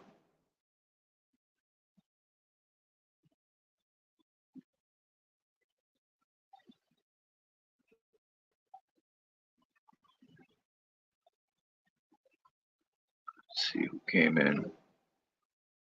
Peace, Dom. The Albert Pike prophecy.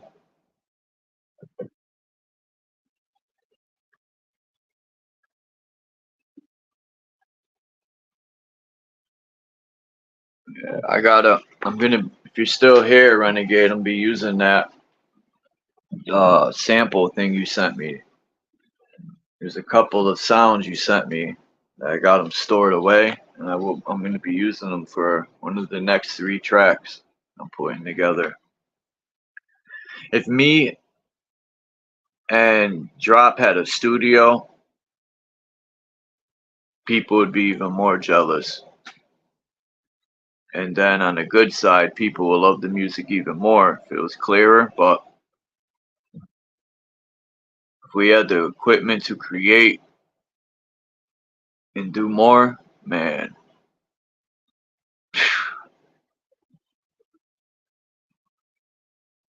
we would make history. We'll be the first black and white group ever created in hip hop, with 1 white person and 1 black person in a group. Name me a hip hop group that had a black person and a white person, because that's how the US looks at it. They don't look at people as artists. They say, oh, a white boy or this and that. So, yeah, name me a rap group that had 1 white person and 1 black person. Not like Eminem, who had 6 black people in him. 1 and 1, like Salt and Pepper. That's a woman group. Or would be another funny name.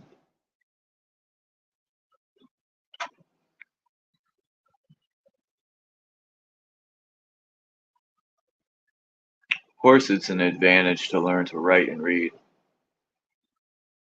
If you want to make it through the system, it's an advantage. But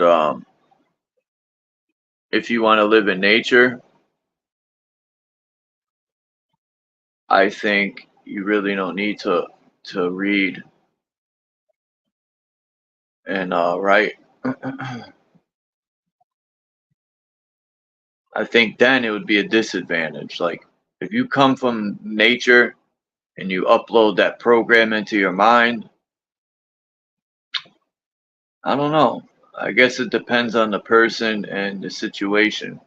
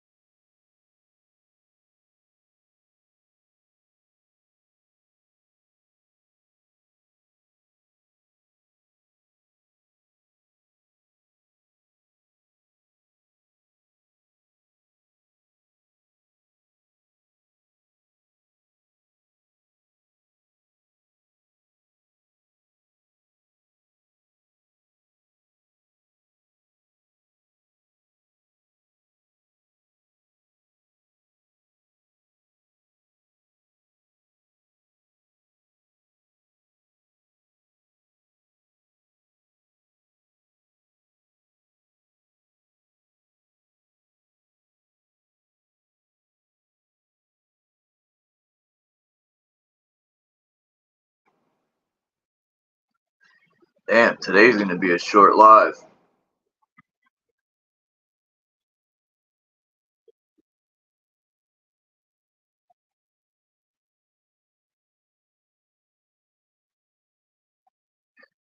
I had a better, because I know it went Islam's the moon, Christianity is the sun, and I forgot what Judaism was, man. I think the worship of. Now I gotta look again because I want to be sure. Find that one picture.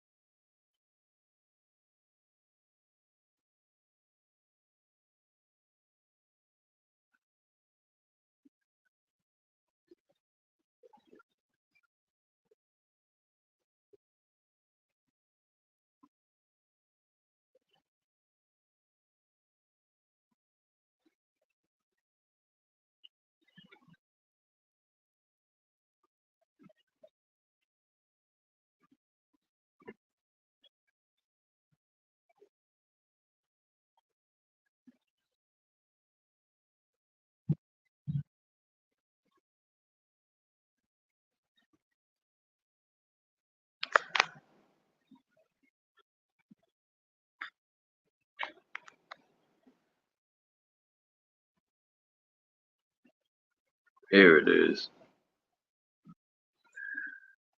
Judaism is worshiping Saturn. If you know what Saturn is, anyone? It's when you sat and turn on your middle finger. That's why it's Saturn.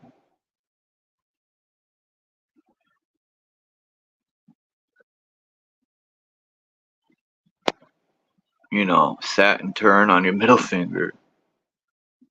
What's up, Dom? Good morning, Charles. I won't hold you up too long if you have to leave it whenever you have to leave. No, I only said it was going to be a short stream because I didn't think anyone was going to come up today, which is fine, but glad you did come up. Were you making fun of the word Saturn? Because if you weren't, that's a good little term. That's what I was saying. Saturn, you sat and turn on your finger. All these religions, I see them differently than I used to see them. Like, each religion picks one star to worship, and why don't they worship them all as a whole, or not even worship them, just appreciate them for what they are? You know, it seems this worshiping stuff, they pick one. You know, they say, oh, well, they worship the sun because, you know, it gave us light and it grew the food and all that. Well, doesn't the moon play a part in that too? Like, vice versa. People worship the moon, they have their reasons. I look at them all as a whole. They all play, you know, they work as like an orchestra. It'd be like, you know, I guess it's like, you know, picking one instrument out of the orchestra. Well, I like the violin the most, so I worship the violin. That was a bad analogy, but It's a good one, meaning that you've started somewhere.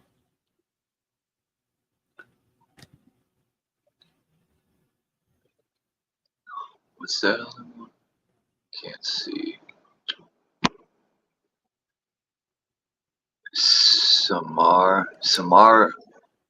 Samaritanism.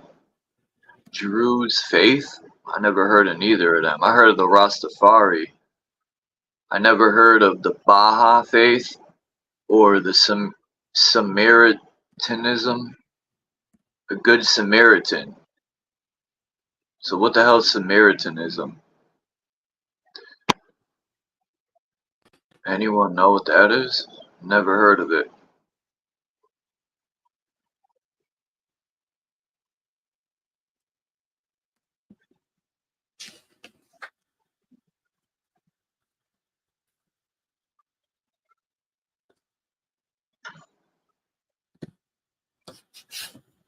That's crazy. Judaism worships the 6-pointed star, and then Islam worships the 5-pointed star. And even in the gangs, you got the Bloods and the Kings worship the 5, and then you got gangs that worship the 6. It's like religion and gangs are synchronized in the same thing. Even gang symbolism, religious symbolism, and Masonic lodge symbolism all align too.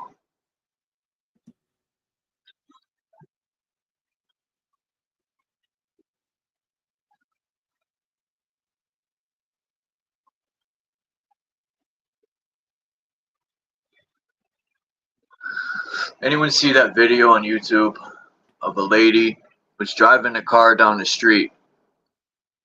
She fucking opens the door, does like a some sort of roll out the car, and then she rolls up to her feet.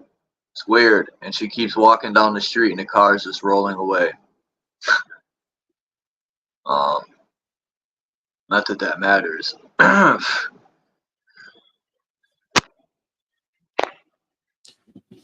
What did you get from that, Charles, when you saw that video? Like momentum, how it works, or? Oh, for the lady with the car, I was thinking, what's wrong with people nowadays? What drugs was she on?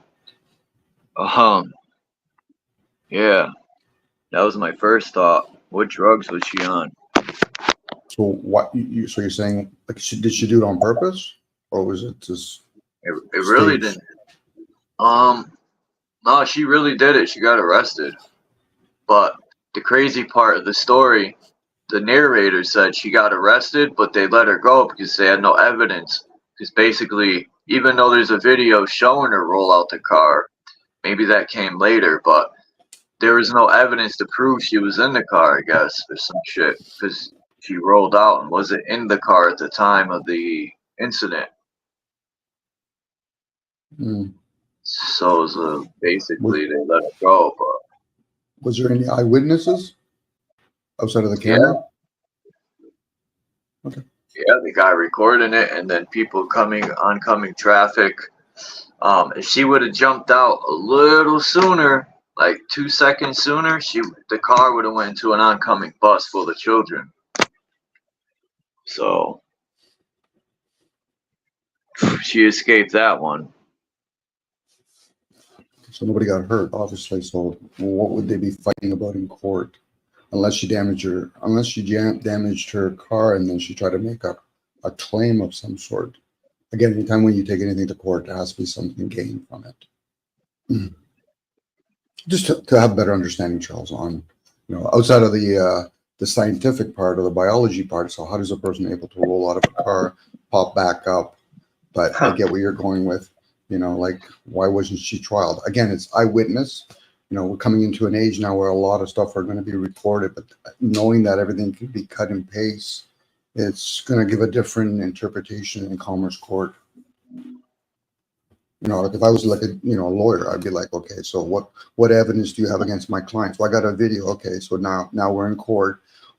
Who's actually making the claim and for what reason? No bus was hurt. The car didn't get scratched. Now, they might have laws saying there's reckless driving, and then now you have to determine, was it reckless driving? Was she thrown out of the car? That's up for interpretation now. It's like, just because we see it through a camera doesn't mean we become the judge and jury.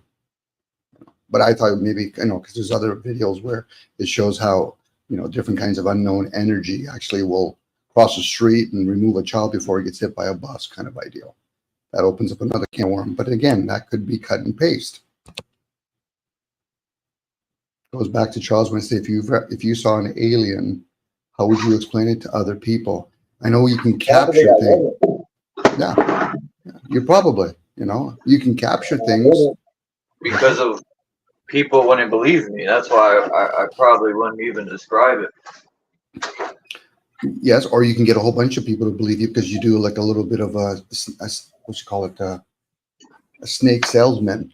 You know, you can use this technology to cut and paste, and next thing you know, you just need a couple of people to say, "Oh yeah, well Don must be telling the truth." Why? He has a video written on. He has a video on that. I said, "How do you not know that I did do cut and paste?"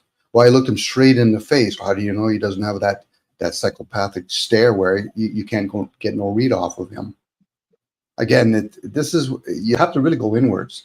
This is why I said the written and reading work has, you know, I put it at the end of it, dumbed down. It's like when somebody tells me a story. Remember when we were children, Charles, when somebody else reads a story, are we looking at the written work? No, we're using our imagination now. We're actually getting into that part where most information comes way first before it comes downloaded into a written form.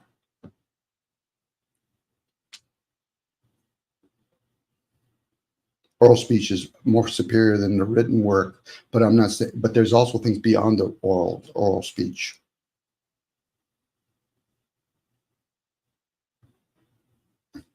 I guess what I'm trying to say, Charles, written work is the anchoring. It anchors people here. Because now you start using, you no longer use your imagination. You're taking it down from a lesser information. You can go back into your information, but then that's when you start talking about to be inspired. If something was written or spoken to be inspired, therefore through inspirations, you should be able to comprehend it. Not just knowledge. Knowledge is usually when it's written down. That's what people call knowledge. That's why when you hear certain people, a lot of women that are into that spiritual, they'll say things like, I downloaded information, or I've uploaded information. They're not talking about, I went to the library, or I bought a book at chapters on masonry or skull and bones. It's like when you look at all those pictures, if you look at them long enough and then you're kind of like mantras, then you start embodying it. Literally, you're embodying it. And then eventually, if you do it enough times, and depending on where everything's aligned, you'll get those moments like, oh, it just came to me, that information.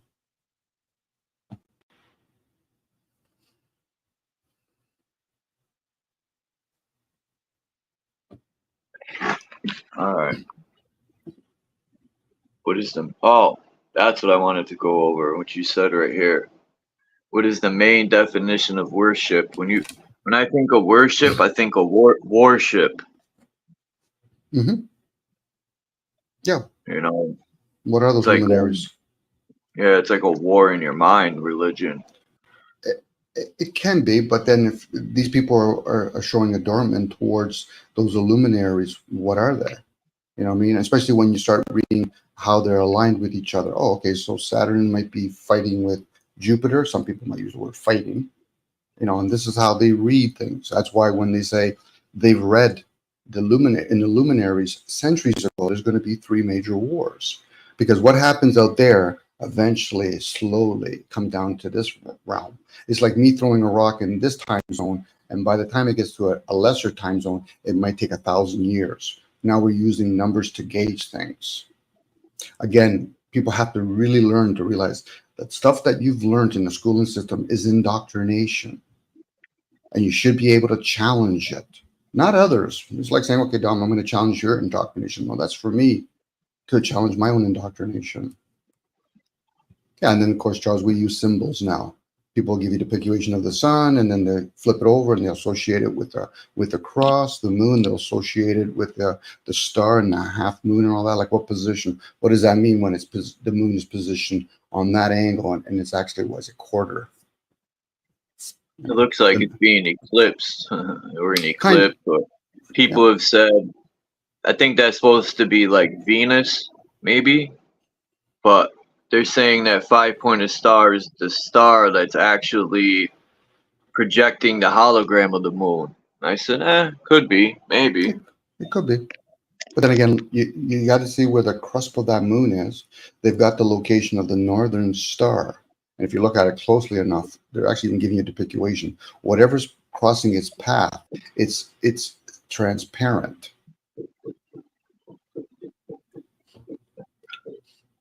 Yeah, I get that. Seriously, Ray. I always say if something's true, you don't need to persuade anyone. They'll resonate with it off the rip. It True, seems truth. religion does a lot of persuading, and you got to persuade the person. That's why they have a school for religion, so these cardinals or these people can go to school to learn how to pitch their sales. They're like salesmen, religious people. I'm saying it all mixed up. These priests, they go to school to be a priest. Mhm. It's like going to school to become a salesman. A priest gotta pitch you, their ways. They use fear and stuff when they're pitching you their what do I want to call it? Their, I don't know what to call it. Their Cognition? presentation, maybe. Charles, some of the best, if not the best, agents and minions are unaware that those are the best agents. Now the ones that are truly aware, and let's say they choose to be a minion or an agent, they're not going to play around with the masses. So again, a person like a priest, if they truly have been indoctrinated, they'll defend or attack whatever they've been indoctrinated with. And when I say that, the people that do pushback, they're not there to question within themselves, why am I a priest? And the ones that are truly knowing why they're a priest, at that point, you're talking to a crook, says, you know something, Charles, I'm going to give you the heads up. What do you mean? This is just pure giggles, and they're kinky that way. I'm a hit man. I usually don't go around telling people that I'm going to knock them off. But for you, I'm doing a one-up. Now you say, why? I said, well, I'm still going to knock you off. I'm just being kinky today. That's the difference. So, and then once you give information to one or two that are unaware, then it spreads like a virus. This is why a lot of people don't realize how much they indoctrinate themselves.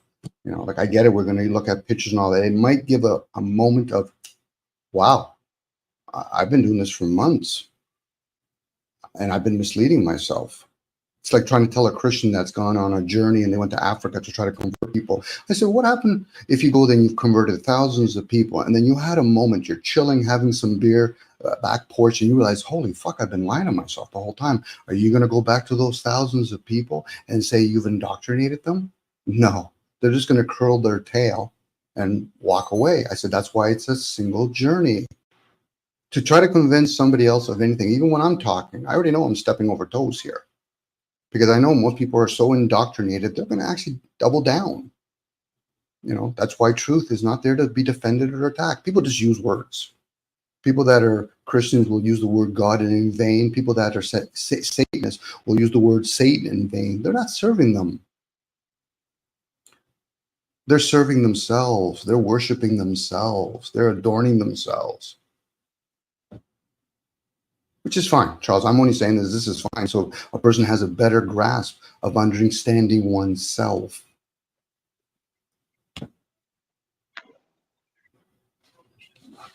Now, again, Charles, I'll use the caveat, I could be full of crap, but then again, have the individuals tested themselves? I don't need a book. Go ahead. Yeah. That's the best way, is to test yourself. Mm-hmm.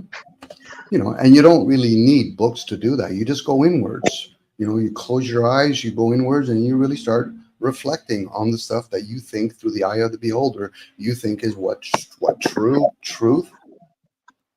They give me information about the rotation of a sun, and I'm going to give it the benefit of, because I'll use my visual. I'll say, well, it might be true. True. It's aligned all the time. The moon always alters. But even though you're around long enough, you realize, even though it alters, but in a roundabout way, it stays true. And I'm talking like a wheel now. Go ahead.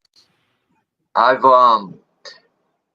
been in a situation where I would ask myself, I'd be sitting here just thinking, and I would ask myself, whatever, this worth doing? And my inner mind will answer me right away, no.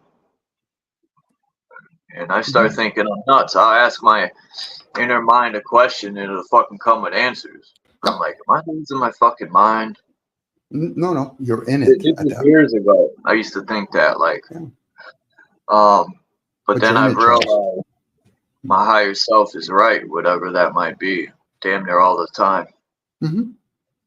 And those are the one. And if you're not sure, you're not secure with yourself, the higher mind, some people use it, the higher mind, this higher self, whatever, subconscious. They might even use the word subconscious. It's enough that it will even allow you to challenge it, because that's the best friend. Best friends aren't going to say, well, I'm going to agree with you. No, I'm going to challenge you, and I expect you to challenge me, because you could be entertaining unhealthy things, call it demons, angels, unaware. But what most people do is they'll ask something, they'll inquire, usually externally, and then they'll break their silence by asking somebody else, can you tell me what book I can go to? I said, you have to understand how that information came to be. Most of the students that think they're students, like people that follow Jesus or Socrates or whatever, they dumb down it by writing it down. Because unless you're an immortal, you realize you are immortal, and you're just having a temporary experience in a mortal form, which could be 80, 100, 200 years or whatever, if you want to start talking about reincarnation. That information is something what some people might call the seer. You don't need to have your eyes open if you're trying to inquire about something. Inquire, not outquire.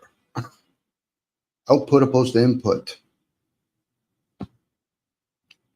And now I'm talking to the few here. I'm not talking to the masses. That's of no concern to me. If they're here and you're one of those NPC carriers, no, there's other classrooms you can go to. We're playing basketball today for kids over there. We're not playing about professional basketball where we're looking for all-stars. Now that might be hard on them, but once again, if you realize you just got reacted the way I said it, that you just revealed yourself. Talking about sports. Yes, go ahead, Charles. I just seen a reel. They showed a reel of Bronny Jr. highlights. He scored 3 points with like 1 rebound, and I'm like, this is a highlight reel. We're in trouble for future talent. They're going by his name. He has so much to live up to because of the name. He has no skills. Well, let me not say no skills. He has skills, but I think it's about the name. It's not about the actual skills anymore, and that's going to ruin sports. The name is the brand. LeBron James has a brand, no different than the Ball family. They have a brand. Everything's about brands here, Charles, because there's a lot of professional scouts out there, and they realize, sorry, LeBron, we love your son and all that, but we've scouted it and we see exactly all these other athletes. They're all like 7'1", 7'2". He's not really going to make it in the NBA for a long period of time. It's evolving. Yeah, it's evolving. Go ahead. No, I was just saying he's 6'1", which that's how tall I am. Not that tall. Mm-hmm. Yeah. Well, nowadays it's not. When I was growing up, I was taller than everybody in my classes, but through time, something happened. I don't know what they're putting in the water, but. Well, here's an example, Charles, because the game has evolved to where it is now with the 3 points and all that. How is a 6'1" guard going to be guarding a 7'1" guard that's actually the top of the key at the 3-point line? What is he going to do? Especially now, most of the athletes, like in basketball, they're doing shit that only the few used to do. It's like watching professional soccer players. They're all knowing how to do certain things. Hockey players now, most of them, if you're not at least 6'4" to 6'6", and with skates on, you're probably 7 feet, and you're agile too. So that's what I'm saying. That's the evolution of sports, and it's even like a Stephen Curry. If he came around today, and especially now when you can, they throw the ball around, but if everybody's on the team is like really tall, it's a different game now. So again, they're going to use LeBron. His son might be great. He's a good athlete and all that, but then you have to compare it to other athletes. So they're going to take advantage of the brand. Anything that has LeBron's son, his name on it, it's his son. It's the idea of potential. Go ahead. He's going to try to live up to his father, and that he's not going to be able to do, in my opinion. His father is just a whole nother. He's on a whole nother level. This will be a little bit like Gordie Howe and his kids kind of ideal. They try to do that with Wayne Gretzky. It's one of those things where it's natural talent. Sometimes you can't teach it. Not to say that he might not succeed in the NBA, but it's so the best of Have it, you you ever know. have you ever seen in sports? There's a baseball team. It's something, I think they're called the Bananas or something. And it's really entertainment. They do like I said in the comments, this is the Harlem Globetrotter of baseball. Yep. Because they're doing all these like tricks and with the music and I'm like, man, just ruined baseball. I don't know if they're a real professional team, but I don't think it's like the AAA or AA. It can't be. And if it is, the business aspect of sports, to me, ruins sports. It's not about getting a ring. It's about getting that check and whatever. Mm-hmm. Yeah, Me, those are the, I wanted a ring. I didn't really care about the checks. You know, again, I wanted to play. Yeah, a lot of sports, Charles, a lot of sports are scripted. You know, they're still got to be good at their craft. So at that point, you know, when you start watching athletes like the Harlem Globetrotters, they're showing the potential, or if not, they're showing exactly what people can do, gifted in sports. But once you're in a situation where you got to play 80 games, there's certain players and certain clubs and say, no, you're not going to be making that free throw at that key point. You're gonna help make it a 20-point spread down to a 10-point spread with the next 10 seconds. So again, that's business, like you say, Charles. The ones that actually elevate the game to more fun and just having carefree are those people that aren't caught up in like a big business. You know, not to take away from them, it's like when you watch tennis. The best players you see in tennis are only the ones that come from well-to-do families or well-orchestrated. Because there is a lot of other tennis players in the world that are probably really good. They're just not interested in the grind of, okay, I got to play what? 5 sets and for how many tournaments? You know, again, those are the people that, it's kind of like the schooling system. It's a program system. And the ones that are very free thinkers or just express their emotions are going to be dumbed down, or they're going to be pushed out because they're looking for the people that we can duplicate. We want the best robot. And then we're going to feed the masses our interpretation of the best sports players. Not to take away from these guys. Don't get me wrong. You know, if you're LeBron and you've been around, you know, same with Curry and all these guys. But overall, when you look at it from an outside picture, I said, so how do we not know this is the best? Especially when you see the Globetrotters and what they can do. Now they're saying it, oh, they're just having fun. I said, yeah, but you got to look at their skills. Those guys have skills. Those, you know, anyway, it is what it is. Peace, Hurricane JW. Man, we got to make a track. We don't have to, but I want to make a track with Hurricane JW and maybe Sir Drop.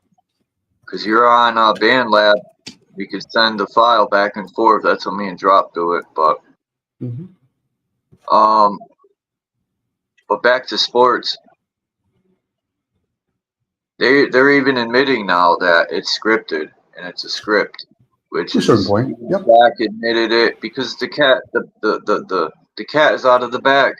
People figured it out. Like it's, I don't know. Okay, Charles. I was raised around skills, not fucking. Maybe that's why they pay the big money. And I can't lie. If I was offered a $500 million contract to lose, I would take it. I ain't gonna fucking lie. Straight up. Okay, so okay, Charles, but you have to be manipulated. So let's play with the word scripted. Religion is scripted. Now somebody will say, yeah, it's orchestrated. I said, no, listen to the word. It's scripted. What do you think the Bible is? It's a script. It's scripted. So what are they being manipulated by? The people or the words that are written on a paper? That's scripted. Now, is WWE and sports, are they even rap? Is it scripted? Yes, it's written down. That's why a lot of rappers eventually, once they have a notoriety or they have a certain essence to them, you know, that they have the ability to sing, then they're handed scripts. Public Enemy, you got a name. We've made you somewhat famous. These are the songs we want you to write. Cop killing. Let's talk about booty. You know, forget about the true poets that are downloading information from within and then they put it in a rap form. They don't want that. And if they do, that's every so often they'll to try to make the industry like it's legit. They'll throw them, but the rest of them are scripted. Meaning that whoever writes all this stuff, those could be angels, entities that are channeling through somebody that actually writes all the poetries, all the scripts for the TV shows, all the movies. Remember, humans aren't that smart. You need something to actually use them as a puppet. And then that's when people start, wait a second here. So therefore, if that's scripted, Dominic, everything is scripted. Such as, where do we get all this technology from? You know, it's always fun when somebody wants to complain about the system, but yet you're complaining about governments, but who runs government? Corporations, yes. Do you like the fact that you have your musical instrument? Well, yes. So do you realize you're actually getting mad even at the people that fuel the government, which is corporation, but yet you want their instruments? That's the hypocrisy now. People are funny that way. I think we're all funny that way personally, but that's why I don't bitch and complain about systems. Go ahead. I'm a hypocrite too sometimes. We all are. A lot of us just are unaware of it, Charles. It's the ones that are actually aware of it and say, oh, okay, so if I talk about A, I don't realize B and C is attached to A and also Z and Y are attached to all of that. That's why I say most people are self-absorbed, because only a self-absorbed person would actually make themselves very blinded to a lot of this stuff, unless you just want to look at the system for what it is without judging it. Most people judge it on a regular basis. No, Dom, what do you mean? I judge. I said, your likes and dislikes. What do you think that is? When you agree or disagree with things, what do you think? What do you think you're doing? If you're literally doing discernment, you're very reserved. You're not there to say, well, why would I take one side? I would have to do both sides then, if not many sides. Well, Dom, that seems very challenging. I said, of course it is. The fact that you judge, that's the easiest thing you can do. I don't like the government. Oh, okay. Tell me when you're done. Sorry, Charles. Sometimes I'm in a humorous mood, and I'd be like, okay, 10 of you guys here, you guys are all against the elite. Okay, you didn't make the team. You didn't make the team. You didn't make the team. Oh, you other 10 guys are favoring for the government. You didn't make the team. You didn't make the team. You didn't make the team. And it's the one that says, Dom, I don't want to take a position. I just want to kind of study things. Okay, you're on the team. But that's a challenge for most people. That's why people get into these kind of things. Like, I'm just going to use YouTube. They're trying to cult up with each other.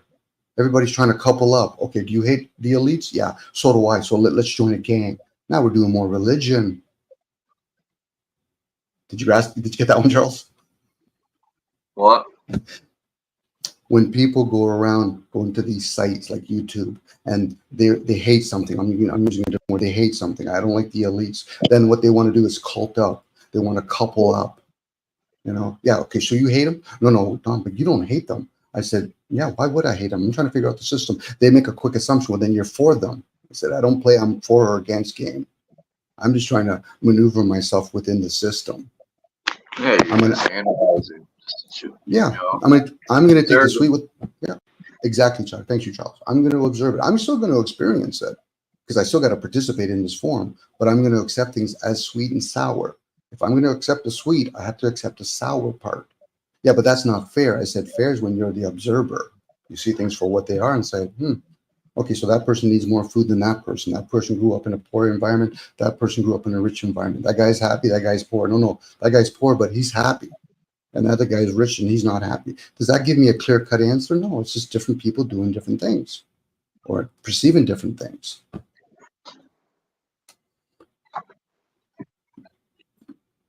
If they're trying to learn things. And then once you learn things, then you can actually start putting some of that stuff together. And say, okay, so what do I do with that information at that point? Dom, you can write another book. Why?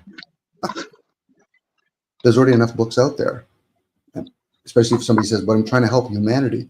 Humanity doing quite well on their own. They have poverty, they got rich, they got greed, they got war. That's not going to make an immediate dent in the system. It takes the masses to first become aware before you do anything. Most people are too busy trying to do something. Well, I got kids. That's nice. Well done. What else can I do for you? Did you deliver them yourself? Well, no. I said, so then why did you quickly do a grandstand and say you have kids? Everybody must have had kids at one time. Why? I wouldn't have been here then.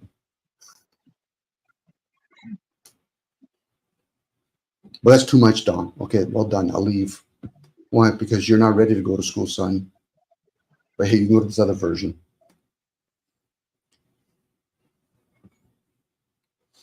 That's why, Charles. Yeah, school. You're getting schooled. They call it school. Schooling, even though there's a meaning behind schooling, is just they're just putting information into somebody. It's not supposed to educate. Where you pulling out when somebody finds out they have gifts. That's what I want. Trying to figure out why they call it school. Like what? Where does that word come from? School. I gotta look it up in a second. I want to see the etymology. Yep, I'm with you. I'll probably do it too, Charles. But go ahead.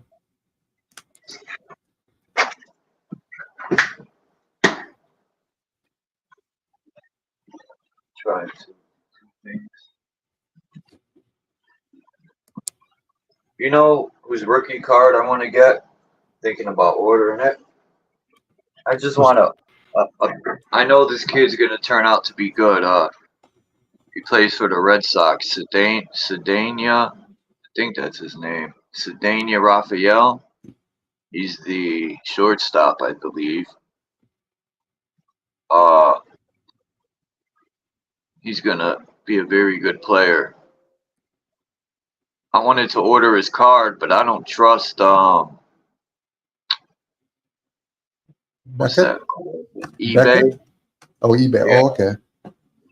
Because people have said they've ordered cards from eBay. I just want a base card. They got just buy like 2 base cards to have in my collection, but my personal collection.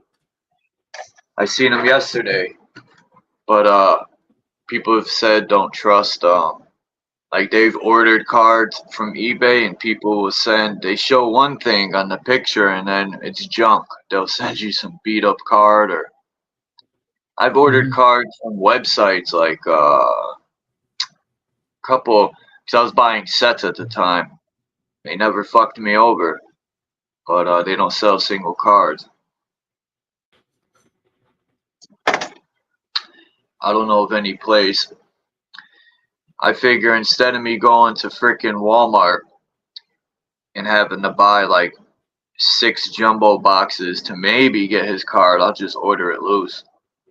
It's like what, $5? Probably get 2 of them for that.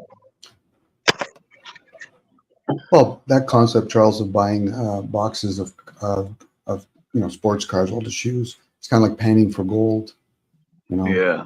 And I get it. Some people used to enjoy, especially if they're old folks. Oh, I want the pack of gum too, you know. But I get it. You know, people used to look at hockey cards, and they would say, you know, okay, if you look at it a certain way at the pack, you can see certain lining. It's kind of like when people buy certain kinds of scratch tickets or lottery tickets or whatever. Not lottery tickets. Those ones where you pay $5 and see like money for life or whatever. They can scratch the serial number, so that tells you that all this stuff is being orchestrated, you know, like especially with sports cards orchestrated to no end.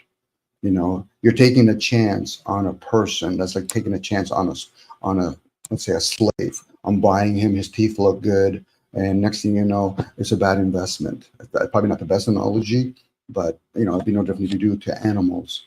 So we're always trying to make a buck without understanding how we imprison each other. So in this case, you're looking at a player from the Red Sox, you know, and you're going to take a chance investment by buying a card that his performance is going to increase the value of that card with another industry that's controlling you, whether it's Beckett or all the rating things now that they do. You know, like if you download your card onto plastic, we'll give you you can send it to us and we'll give you a 9 to a 10-point rating. Yeah. Those digital cards you could download. That's what you're talking about? That's funny. They have them where you can buy cards on the internet. They're digital cards. Yep. Well, Charles, what you're doing is no different what coins are or any kinds of precious metal. You know, the only difference is the more it becomes scarce, the more it gives the illusion it's valuable. That's why they always make it look like diamonds are scarce. No, they're in abundance. You know, but it's just when they start saying, okay, we'll cut it this way, we'll cut it that way. And then you have to drive the industry by telling a man, you got to use 2 months of your salary to buy a ring. I said, excuse me? But I get it. You have to condition people, and then dare not tell a woman that's been enchanted with the idea. Yeah, but he doesn't really love me if he doesn't buy me a $6,000 ring. I said, well, it should be at least praised for $7,000. What do you mean? Because the insurance won't insure it then. Charles, it's all fun and games when you start, trying to make sense of a system that clearly shows it's trying to dumb us down. And to think that, oh yeah, well, these other people are doing it. I said, no, they're dumbed down too. Those are the best people. That's why I say the ones that are the best minions / agents are the ones that are probably ignorant. And they get their settlement. I got a high position. I'm earning all kinds of money. Like people think for some reason everybody at NASA are in on the dumb down. Probably not.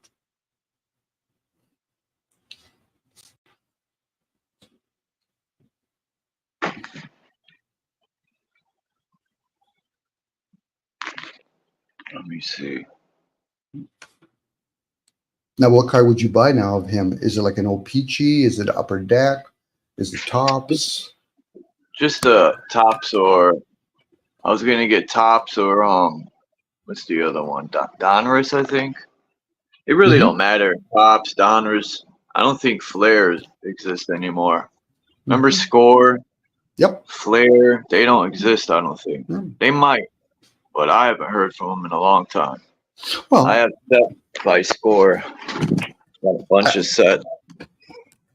I say that, Charles, because when they used to make cards, like, in the 60s or whatever, a lot of them were very fragile. So nowadays they make all these cards so tough or whatever. So that's going to warp the market of, is it a 9 or a 10, meaning that can it be dented? Yeah. Like I said, now these cards are solid. They might as well be selling it to you when they're downloaded already, like, literally in a glass, And is there a market still for everybody? Like, I know it sounds like you enjoy it, where you buy all these packs, you open it up. Is there a market for all the common cards? That's why I never used to do that. I used to say, listen, just give me the set. What do you mean? Because I like to chase other things like Hero set and all that, but only because I got to experience when I was younger. Collect pop bottles, go to the store, get a pack of hockey cards. Yeah, it's better buying sets. The only thing you don't get though in the set is the inserts. But that's why they do that. Yep, that's why they do that. I bought the 2018 set only because it had Judge. It had what's his name from the Braves?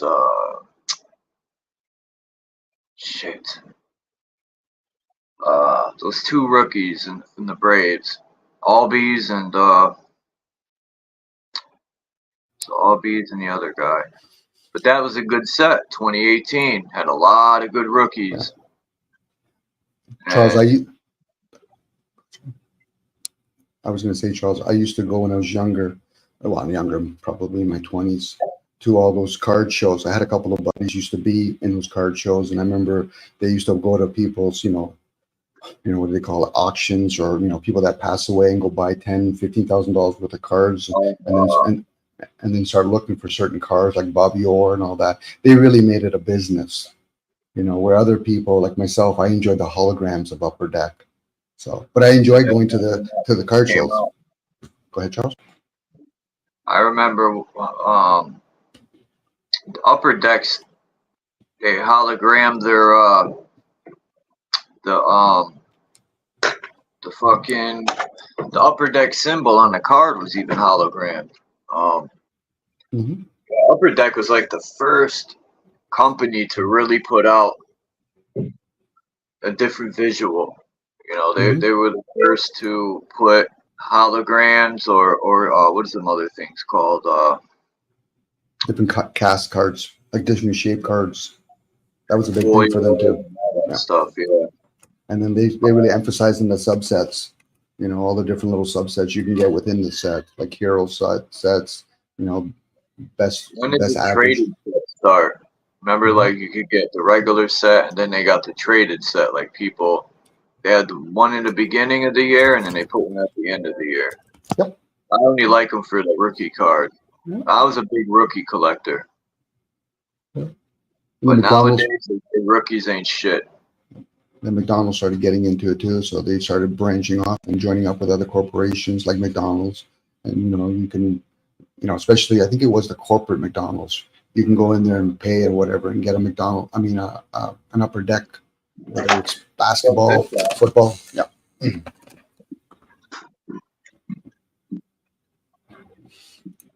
More business, Charles. And some people did well. Go ahead. Remember this. Let me show you. Let me see if people remember this. Because I remember these in the 80s. Light bulb? Let me see, Charles. Glasses? Nice. Was that just a promotion in certain states in America, Charles? Because I never saw that here in Canada. Canada had different other kinds of things. 1993. And then they stopped giving glass out.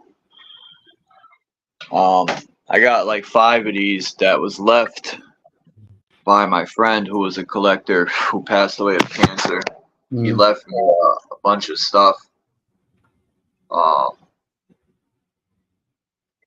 Yeah, and when I seen them glasses, I said, man, this brings back memories.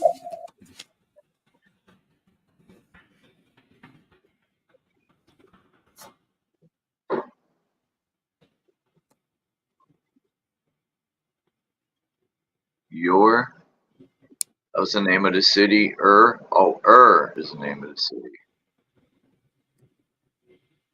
I'm going to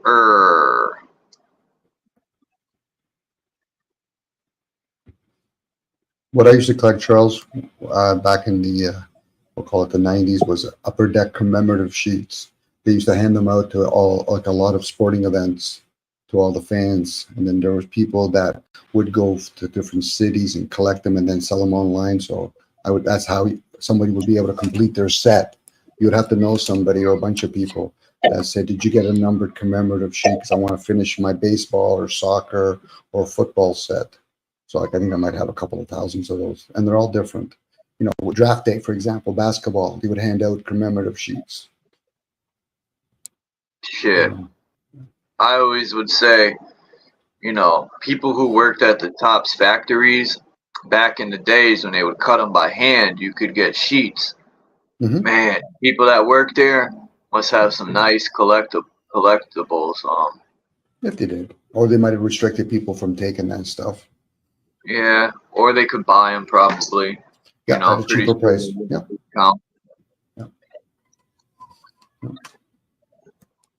At one point, I gave away my Kobe Bryant rookie like a fucking dummy. I have another one, but it actually not being a dummy, but at one point I was gonna let all my cards go, just give them away. Those moves, Charles. Yeah. I didn't care about material things, but I'm not so much. I have my personal collection. I don't go nuts really. Once in a while, I'll buy something to treat myself. But other than that, I don't go nuts like I used to. But I still buy some here and there. Like I'm gonna get that. I forgot his name. I think it's Sedania Raphael. But been watching him play, and I'm like, man, this guy's like a Derek Jeter. That's how good he is. His hitting, his fielding is remarkable. It's been a while since I've seen a rookie that good. I thought the dude from the Mariners was going to do something, but he's doing crap this year. Jose Rodriguez or Juan, something like that. A lot of it, Charles, has to do with memory storage. So people, like whether it's music, when somebody hears music, I really like that band. I said it's the memory that you're getting caught up in. Collecting cards, a memory in time where I remember when I was 20 years old, or women, I'm going to stereotype women when they say, I remember that type of clothing or that kind of doll that I collected. So a lot of it, that's the industry is usually all about memory. It's like, think about us. If we weren't about memory, then what words would we be using? We'd have to be relearning it over and over again. But a lot of it's stored, So when people collect things, think about it, collect. What do? We consume and collect all kinds of stuff, thoughts, emotions. We're literally a walking computer.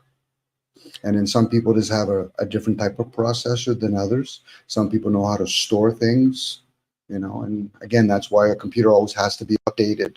That's why we have generations of updates. And then eventually a computer, that's too old. We can't update it anymore. So let's do a reset. So let's have a whole bunch of humanities, like me and you, as we're here talking, Charles, reflecting or about our memories. There's another younger generation being programmed differently. It's like when I used to have conversations with older men when I was younger. It's like, oh, Dom, we were better with money. I said, you're really seeing short-sighted. What do you mean? You didn't have all the other technology we have today, and you didn't get bombarded with all the different medias, all the stuff you can consume. What would you do if you were in today's age? If you're, the person that was older, I said, you would be buying the cell phone. You would be buying the TV. Now they say, oh, Dom, I don't believe in TV. I said, you'd be buying something else then. Pick and choose your poison. Would you be buying another pair of shoes? Well, no. Would you be buying more food? Well, I need that. I said, once again, I don't care about your needs or wants. You still would be buying it. And what you're doing is you're reinforcing money. So I love what you say, Charles. You give up the material thing, but what brought you back? The rest of us are playing with money. So if you want to participate and pay rent, you can't pay rent with your kindness. You can't pay rent by saying, I'm going to keep doing landscaping for you. No, I got to give fiat currency. That's the program. Now they're just moving it to a digital system. And in that digital system, they're going to include a credit system, an expiry date. Sorry, Charles. Why do you need a credit system? Well, if you're going to start being disobedient online, we're going to make sure we're going to punish you. What do you mean? You can't buy food for the next week. Well, okay. That's crazy. Damn, how did this happen? It could be crazy, Charles, but I'm with you. It could be crazy, but then again, that only imply that you think what is sane then at that point. This is the system. And in that system, it has many parts. It's the person that chooses to not, in this case, I'll use the example, to vote, that has a chance to have better clarity. It's usually the person that chooses to vote. Well, I hate these people and I like these people. Now you've narrowed your search. That's why the whole half full, half empty game tricks most people. Tricks them to picking a position. The narrow path. What's on either side of the narrow path? Cliffs. Well, how do you spell cis? Like a cis in a cup? Is it FC or SC? Cis. How would I fucking spell that? Anyway, system. It's a stem of sisses. The system, I don't know. I was really thinking about the system and how it's supposed to work. And you could use many words to change that, Charles. System, realm, program, the matrix. Again, those are just different words that we're interplacing. Whatever resonates with a person. Oh, Don, it makes more sense when I say the word matrix. Okay, go with it. So what are you getting from there? Like people get hung up on making sure that I have the right sign on my search. Oh, okay. I'm already four walls, or in this case, 3 or 4 doors deep. But you're more worrying about they got to make sure they give me the right word before I pass that door. I said, okay, you tell me when you're ready, because I'm already moving down here. So system is a word, Charles. You can call it a matrix, you can call it a data board, you can call it soul trap, you can call it whatever word you want. Anything that keeps you moving, because we're in a form that keeps moving. You stay stagnated, next thing you know, you're going to use the illusion, I got to control. I say, okay, you tell me how you control when you're in that well. it's wild. People, it's even wild that they've made it so you plant food and it's a one-time grow. Fucking a lot of people don't see nothing wrong with that. It's a fucking dud. It's sterile. We're eating sterile vegetables and fruit, not counting bleached this and enriched rice and all this stuff. Like I bought the other day, all this time I've been buying bleached and enriched rice or whatever, with all this stuff in it. I bought rice and ingredients, it says rice. That's the only ingredient compared to all the other rices that have all this other stuff with it. It tastes like the rice I remember. I was shocked. I said, this whole time, this guy has a video on it. Like even spaghetti, when he buys it, it should only have one ingredient, flour or whatever. Not all this bleach this and additives and I started looking at ingredients more than ever now when I shop, especially when you look up these chemicals. It's terrible. But you are going into their stores, right? Yeah. And Charles, it just reveals that your senses could easily be misled. That's all that means. I It's look not at it about. like this. I don't grow my own food yet, but I'm slowly, these fucking people, I don't know what they're doing next door. There's new ownership here in this building. Just to get off topic for 1 second, they're fixing this apartment next door. They had like 70 dogs in there. I don't know what was going on, but there's a new owner. He was booting everyone out. And I had to look into law and see about Connecticut law on that, because the old landlord that I used to complain about was a piece of shit. He didn't tell anyone he was selling the building. He just waited one day, all of a sudden letters are flying under the door for everyone, and it was eviction for everybody. So I said, fuck it, let them take me to court. But then I looked into it, and they have a right to do that in here. Connecticut, when they buy a building, they can kick everyone out. No matter if you pay your rent or not, you're done. But we ended up, and he raised the rent $400. Wild shit. And all he did was paint the hallways and the doors, and then says, I'm gonna raise the rent $400. And I'm like, wow. There's a good chance he sold the building to another aspect of himself, to somebody else, but they're still partners. This is how you know, because then the new owner doesn't have to be accountable for you. But if you are thinking of, wanting to upgrade it, or you kick them out, and in some places you're accountable for where they're being relocated. Other laws saying that if you want to kick all your tenants out in some places, whether states or provinces, you literally have to tear down the building. And then at that point, you can increase the rent. Like there's a lot to be done with rent. Big players, they'll shut down all their old units and force the governments to say, listen, you're going to have a rental problem. Why? Because all these buildings, we're going to give the illusion that they're rentable, but we're not going to rent. So for you, Charles, you're caught up in the trap like most of us. It's going to increase. You can use laws, but those are the same people that actually create those particular policies for the advantage for people that are in the housing business. I don't even give them the dignity. I call them landlords. You're in the housing business, whether government housing business or privately owned. So, just again, your energy has to understand language. When you call somebody else a landlord, you're already lost the game. Unless it's somebody that says, no, I'm increasing the property tax attributed on the land, that's different. And land at that place, the housing guys, they're the ones that are getting screwed. But at the same time, at least they can earn money from having to pay, their bills. For you, go ahead. Go ahead, Charles. I forgot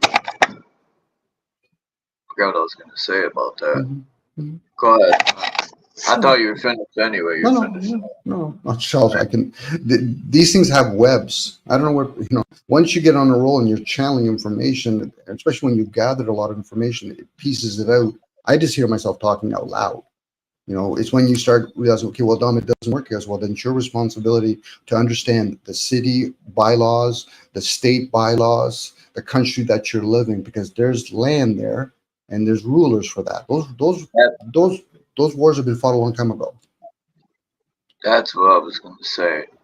The banks, they all of a sudden own everything, man. I was thinking, how the fuck did they get all this land? How are they? First, I was thinking, how did they get all these people's land? I was thinking, what did they do in order to connive their way into getting all this land? Maybe someone couldn't pay taxes, so that's another trick. They figure, we'll just raise the taxes, and these people won't be able to afford it, and it'll become our land. These people are snakes sometimes. But Charles, the illusion is, But again, Charles, the illusion is nobody's ever owned land. It's just rulers. The banks do not own land. They're administrating for someone else. That's why. Go ahead. If they planned this from the beginning, the way the system went from the beginning till now, the way it evolved, or I wonder if that was the plan from the start. They Okay. planned way back when. So at this point, they would say they can say they own it all, even though we know no one truly owns land. But you know, they say they do, and people They roll don't. with it. That's how they do. It's But gonna be a Charles, lot they more don't. knowledge. Charles, they don't. That's what I'm trying to say here. People in the Yeah, I know know they don't. do But not they say. do. In the minds of these people, they think they do because No, they go with it. They go they along don't. with it. They don't. Charles, I'll break it down to you. Wars have been fought a long time ago for possession of I land. To know try. they don't own land, but people think they do. Okay, but I'm going to go with who thinks they do. There's People different groups. who are paying the taxes and paying their fucking money on this land all the time, allow them to. They go along with the illusion. So as long as they're paying and they go along with it, these people are the lords of the land Okay, until so we what? stop paying them. Okay, so you're saying property tax. What is property tax to you, Charles? I don't want to hear never about who paid collects it. property. I don't know. I never paid property tax. Okay. I would never put myself in a position to lease anything.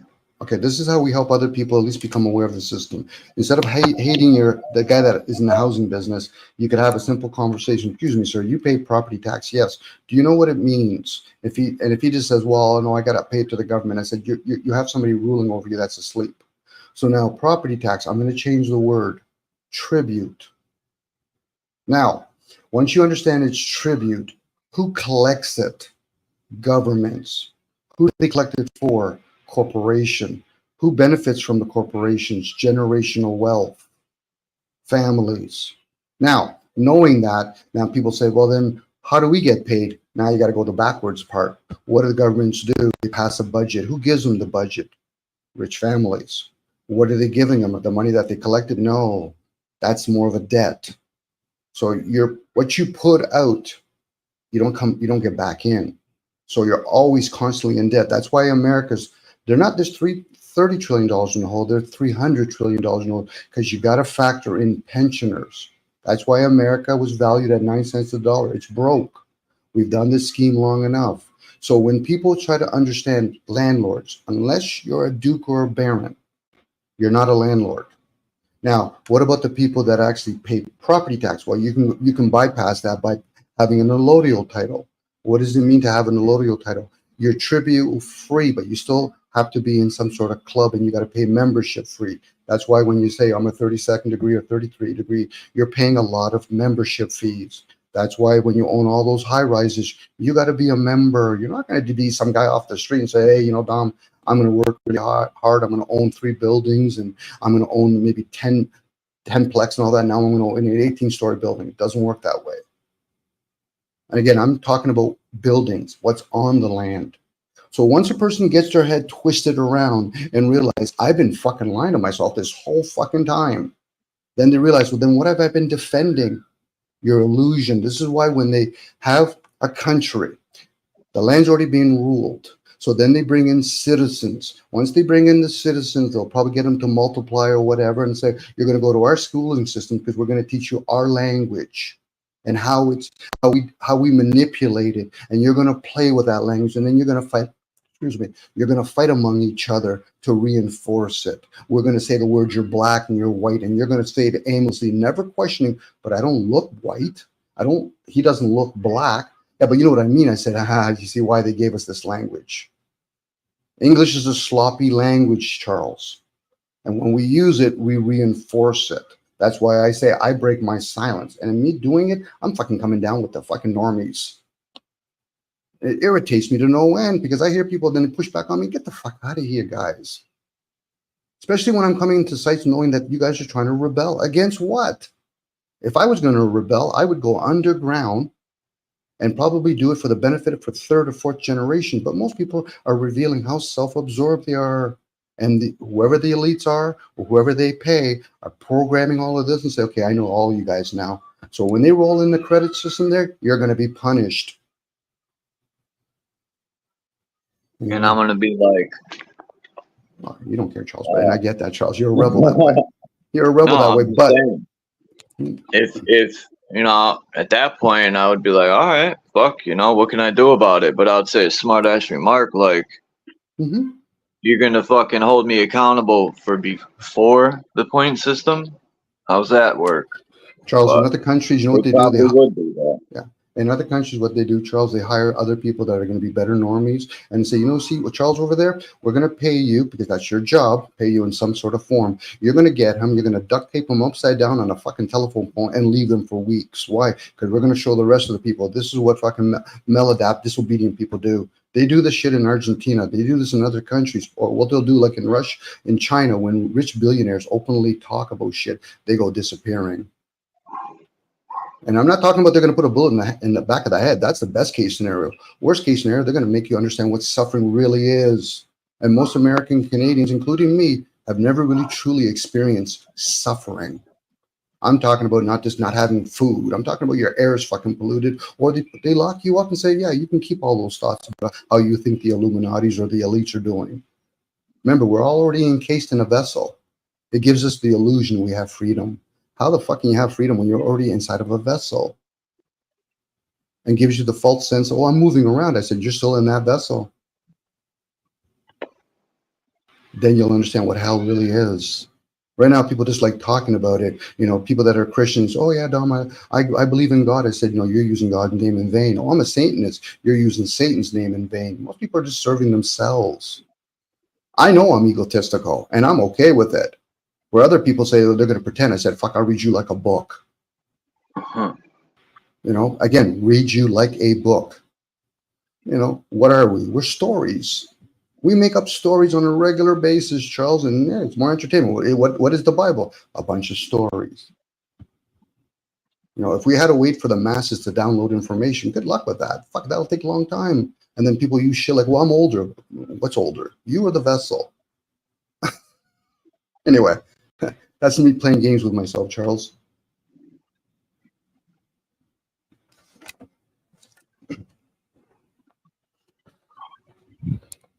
You know, I shared some of this stuff, Charles, because we are getting to the end of humanity. You know, there is a new age coming. You know, people are going to try to hang on to it. I said, no, regardless if you want to hang on to it, it's time to move on. You know, it's like when people say the world's going to come to an end to each individual person. It will. Yes. You know, once you move on, wherever you move on, you know, I cannot exactly leave that as speculation. You've left this realm, so the world ends for you. You know, the world is whatever you perceive from within that vessel. The rest of it's just an illusion. It's a play. But it's a tree. I said, man, you can call it whatever you want. It's a car. You can call it whatever you want. Hence lack, want, lack. It's not just go, I need to know that's a tree.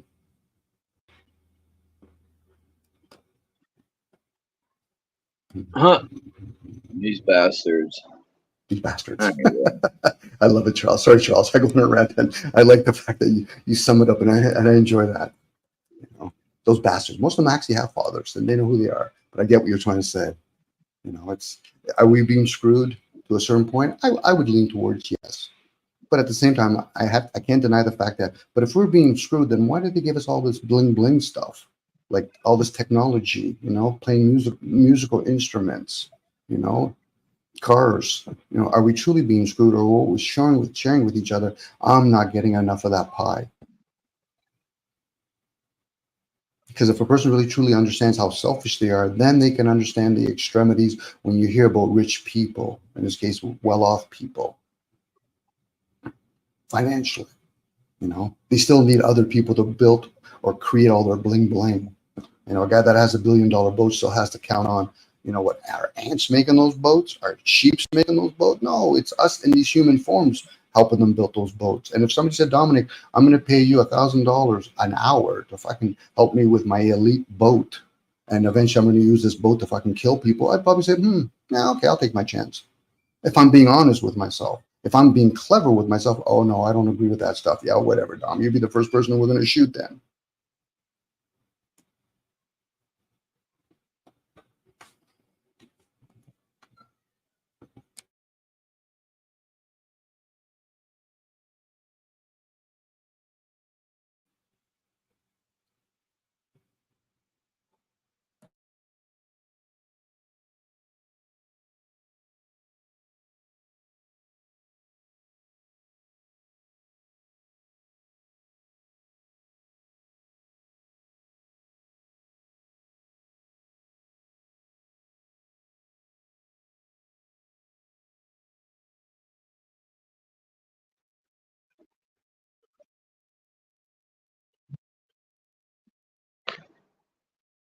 Sorry about that. I booted myself out.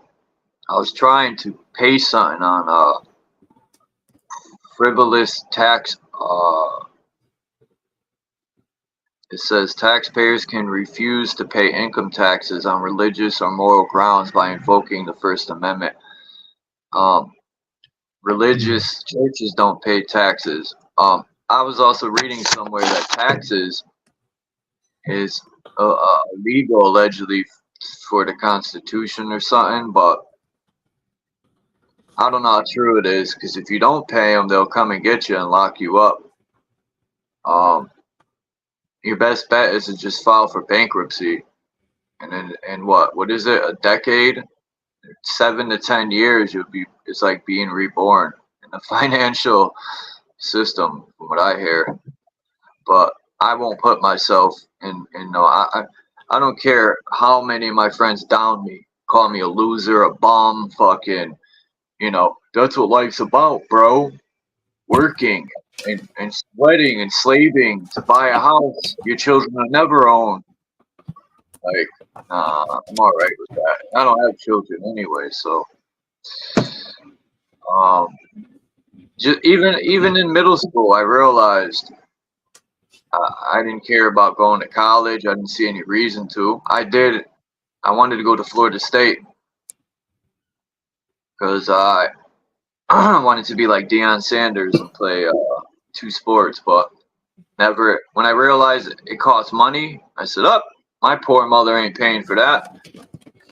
And then you have to get high grades to get a scholarship. And I said, considering I hate school, I could have got the grades, but I hated school. I didn't see any point to be in school. But yeah, taxes, I think, is like a legal way to just take people's money. It's like, what's that word I'm looking for? What does the mafia do to people when they go into the store and make them pay for protection or whatever it's called? Not embezzlement. No, protection from them. That's what they're asking for. You're doing business in my community, so basically pay me so much money for protection. Why? Because if you don't, we're gonna probably hire somebody else to torch your building. And it's insurance. That's what that is. It's insurance. So Charles, I don't know if you've ever seen. Have you ever seen those guys that talk about that are athletes and how much they pay regularly? Like a baseball player, for example, when you actually have to go from different cities to cities, you got to pay different taxes. That's why they have professional accounts. So a guy that makes, let's say, makes $1 million. By the time they're done, they probably paid about $400,000 to $500,000 worth of tax, and also they probably paid their agent. Now, when you go in there and you say, I don't want to pay taxes. Okay, this is when we naively say things, and then once you say, but I'd rather be an athlete, I said, you're going to come right back, and those are the ones that pay a lot of taxes. And what they also do now is they want to protect their assets. So in football, if you harm somebody and we have rules, then you get a fine. Now you have to pay a fine to the system, in this case the NFL, because you're hurting one of our slaves, our quarterbacks. Same with basketball. When Dennis Rodman used to get a fine because they were doing PR, the team would pay half of it, and so would Dennis Rodman. But a lot of times the team would pay most of it because it's good PR for him acting the way he does. The system's always entwined with itself, Charles. So to pay taxes, that give you $1 million, I'm asking for some of it back. Now, if you're nice and you say, no problem, Dominic, because if not, then I'm going to get it all back somehow. That's why when people like and Ronaldo, they did tax evasion or whatever, they weren't doing that. The people that they hired, because when you're an athlete, and I'll give you an example, you go to the All-Star game, you get paid lots of money to be selected in the All-Star. So now wherever that city is, that state, you got to pay taxes for that area. That's why football players, for example, they'll get a phone call Tuesday night. We don't need your services anymore. And they get cut. So, but what about the week I worked before? You don't get paid for that. See, Charles, a lot of these industries is a dirty industry, but most people just don't want to do they don't want to do the research because they have this thing in their head. I just don't want to pay taxes. Then how would the system work? Because only the few pay taxes. Yeah, that's how it's supposed to work. Like, it's how it's supposed to work. your taxes go in, and the city uses it for this and that. Like even a lot of players, I watched some interviews and they said, they thought, they signed a, I don't know, $50 million 4-year contract, let's say, right? Players are fucking spending money, not even thinking, because they weren't taught. You got to pay taxes to that chunk of money. Sure you do. They were in a hole because they were blowing all their money and not paying taxes. No one taught them that. So a lot of these players were fucked. Yeah, it's like when you're a singer, you're a rapper, and you're rapping from country to country. Unless most of them are going to establish a corporation, because if not, what's going to end up happening is, okay, so you played music in Toronto, Canada for 2 nights. Okay, you want to receive American money, but yet the people that paid were Canadian money. So you're going to be paying taxes higher end. That's why certain hockey players do not want to play in certain places like Detroit, because the taxes are really high. They don't even want to play in Canada because the currency is low. So again, this is a game that it's like stock market. That's all it is. It's stock market. So now these big corporations. Sure it does. Now, I just want to say that makes sense, Dom. Now I know why Connecticut don't have a sports team, because the taxes here are through the fucking roof. That's right. But in other areas, in other areas in Connecticut, taxes might be different. So now, how does a person work around taxes? You establish a corporation. So McDonald's does this, Starbucks does this. They have a corporation. They're receiving money in that country, or in this case, that city. There are people that work there paying taxes, but that money, it's being shipped off to another country. And now that's a different tax zone, or it's not even taxed at all. See, the elites don't pay taxes. They just don't. So when you hear a guy like but Warren Buffett talking about it, I said, yeah, you give the illusion you're going to pay $200 million taxes or whatever, but you're probably getting a check the following day for $1 billion.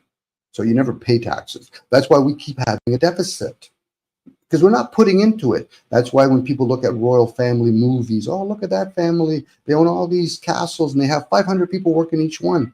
I said, because they're raking money hand over foot from all the property that they own, or in this case, rule. My apologies, rule. And what do you do when you rule? You can actually get certain things like money, for example, fiat currency, because the demigods don't fucking like the idea that you think you can own shit. So again, this is a game that people play. Next time you look at Charles, if you ever do this, next time you go to a major city and you see all those high rises, not one single one that owns those high rises rule the land. New York City. Yeah, all that. That land's being ruled still by the British Empire. Old money. China Yep. bought a lot of skyscrapers in New York, and this guy went and investigated. Most of them are empty. They're using them as a front. Yep. Business front. Yeah, true, exactly. And then what they do is, then they set up things kind of like non-profit organizations. So that's basically me and Charles open up a business. We made $10 million. We had profits of $5 million. I gave myself a check for 2.5. I gave Charles 2.5. Our book showed that we're non-profit, and now we can start dipping into the government's funding for non-profits. This is a shell game. It's always been a shell game. Now people say, but Dom, I want to change it. I said, change always happens. It's just you're not aware that your position is probably pretty weak. Unless we start working together, again, I would say with awareness first. Because to go and do things, to do what? Who's our enemy? We honestly think it's like the police officers. If the citizens actually did enough pushback, then they would see the wonderful world of martial law. They're not going to see that. Why? Because most people are asleep, Charles. They're going to work. They're going and they're driving on the highway, bitching and complaining about traffic. They're in the malls complaining about the price of a shoe that they don't need, But then again, most people never stop and realize it. Do you know how all that stuff gets there? Well, it comes from China. I said, and guess who runs all those big corporations in China? Business people throughout the world. They just move shop. Now, I went on about that, but that's an inward process. Man, it's a tough piece. It's a tough power breeds corruption. That's how I look at it. Or does power actually? Yeah. I was going to say, Charles, does it, or does it actually power breed more people to be consciously ignorant? The masses become more ignorant when they're actually being, you know, under a thumb, because then people aren't being creative anymore. They're not actually using their imagination. They're not able to think anymore. So really, the ones that break us, they own us at that point. And actually, that's what they call words like, "Oh, you guys are useless mouth feeders" or whatever. Well, you're the one that broke us. You know, you break something in the store. Guess who owns it now, Charles? We do. Why would the owner want it anymore? Yeah, but it was your responsibility to make sure that nothing like, you know, any kind of silverware or in case crystals were so close. I said, how do you not know I purposely did that? So again, power, yeah, it does breed corruption, but we do it to ourselves. We bicker with each other. You know, we complain about an entity, like complaining about the corporation that we don't even know who the faces are. It's like complaining to God. You know, okay, so what God are we talking about? That's who God is. At the tip of the pyramid is the whoever's running the government is the I, the controller of the system, and religion. I think religion and government's all the same. It's no different. It could be, but what happened if that I turns around and says, okay, where's your accountability? Did you like playing in my kingdom? Well, no. I said, are you sure? Did you not send your kids to my university? Did you not buy those cars that are mine and is polluting the air? At that point, people would say, "Oh, fuck, I'm my own devil." Yeah, you are. You're your own demon. But you enjoy the blame. Tell people, my friends, they don't want to hear me out. Yeah, of course they're not, Charles. A program does not want to have what they would interpret as a virus in there, Charles. Charles, you're woo-woo. You're crazy. I said, well, that's the best position to be in then. Why? Because the rest of you normies are too busy going to work. And I'm doing it with consciousness. You know, I try to not work as much as I have for fiat currency. Now, somebody might say I'm an idiot. I said, that would be better reserved for you. How do you not know you're not the idiot? Right. What do you mean? Well, how would you know an idiot if you're not an idiot? They say that because they're mad or jealous that you're able to do what they can't. You know, they don't want to work. And as my friends are not, I have, you know, a couple of people. And that's how I looked at it. You know, I didn't like rub it in their face and say it, but they want to do the same thing I'm doing, but they can't. They can. I mean, I say they can't, but you know, they just don't know how, I guess. No one wants to work, and I give credit to people who, you know, I'm not trying to down anyone when I speak how I see things, but everyone's in control of their own life. You know, you create heaven and hell within yourself. You make your day good or bad. It's all up to self. Even like if people say, "Oh man, I just lost a friend and my bills are overdue and this and that," you could still turn that into a good day. You got to learn how to ignore a lot of shit and just let it go. Is it worth burning up all that energy and getting mad and being miserable all day long? I even experience it, and I look and say, was it worth me being miserable all day at something that, you know, because you can't fix the problem right away, you're going to dwell on it and be miserable. Fuck that. No more of that. Well, Charles, that miserable is usually associated with attachment, and most people form that attachment by wanting to, that illusion of always trying to be happy. You know, those are moments to experience and let them be for what they are. But once a person starts getting attached, well, I really enjoyed my car. I said, but you're going on and on about it. You know, now they might say, well, I don't talk about it. I said, no, it's thoughts that I'm picking up from you. You're going on and on and on. So now, if you form that attachment, then when you start experiencing other emotions such as sadness, disparity, they're going to still apply the same attachments. That's why when people look at a narcissist and sociopath and say, well, what about them? I said, they just learned not to be attached to things. Now, they might be attached to trying to treat people with disparity, or not disparity, but with cruelty. I said, so they're still in the game of attachment. You know, even the word that you use, amendment, amen, and then the D, and then ment. What does that mean to people? You know, amen for me means so be it. Ment means mind. You know, so, but again, I'm playing with words here now. You know, so, but then, you know, we say, well, this was an amendment. Well, who gave us that? You know, it goes back to who gave us the language. You know, the Americans will say things about Constitution. Well, Who gave us the Constitution? And it was even given for us. It was our forefathers. Was your forefathers the nobles? Well, no. So then that doesn't apply to you.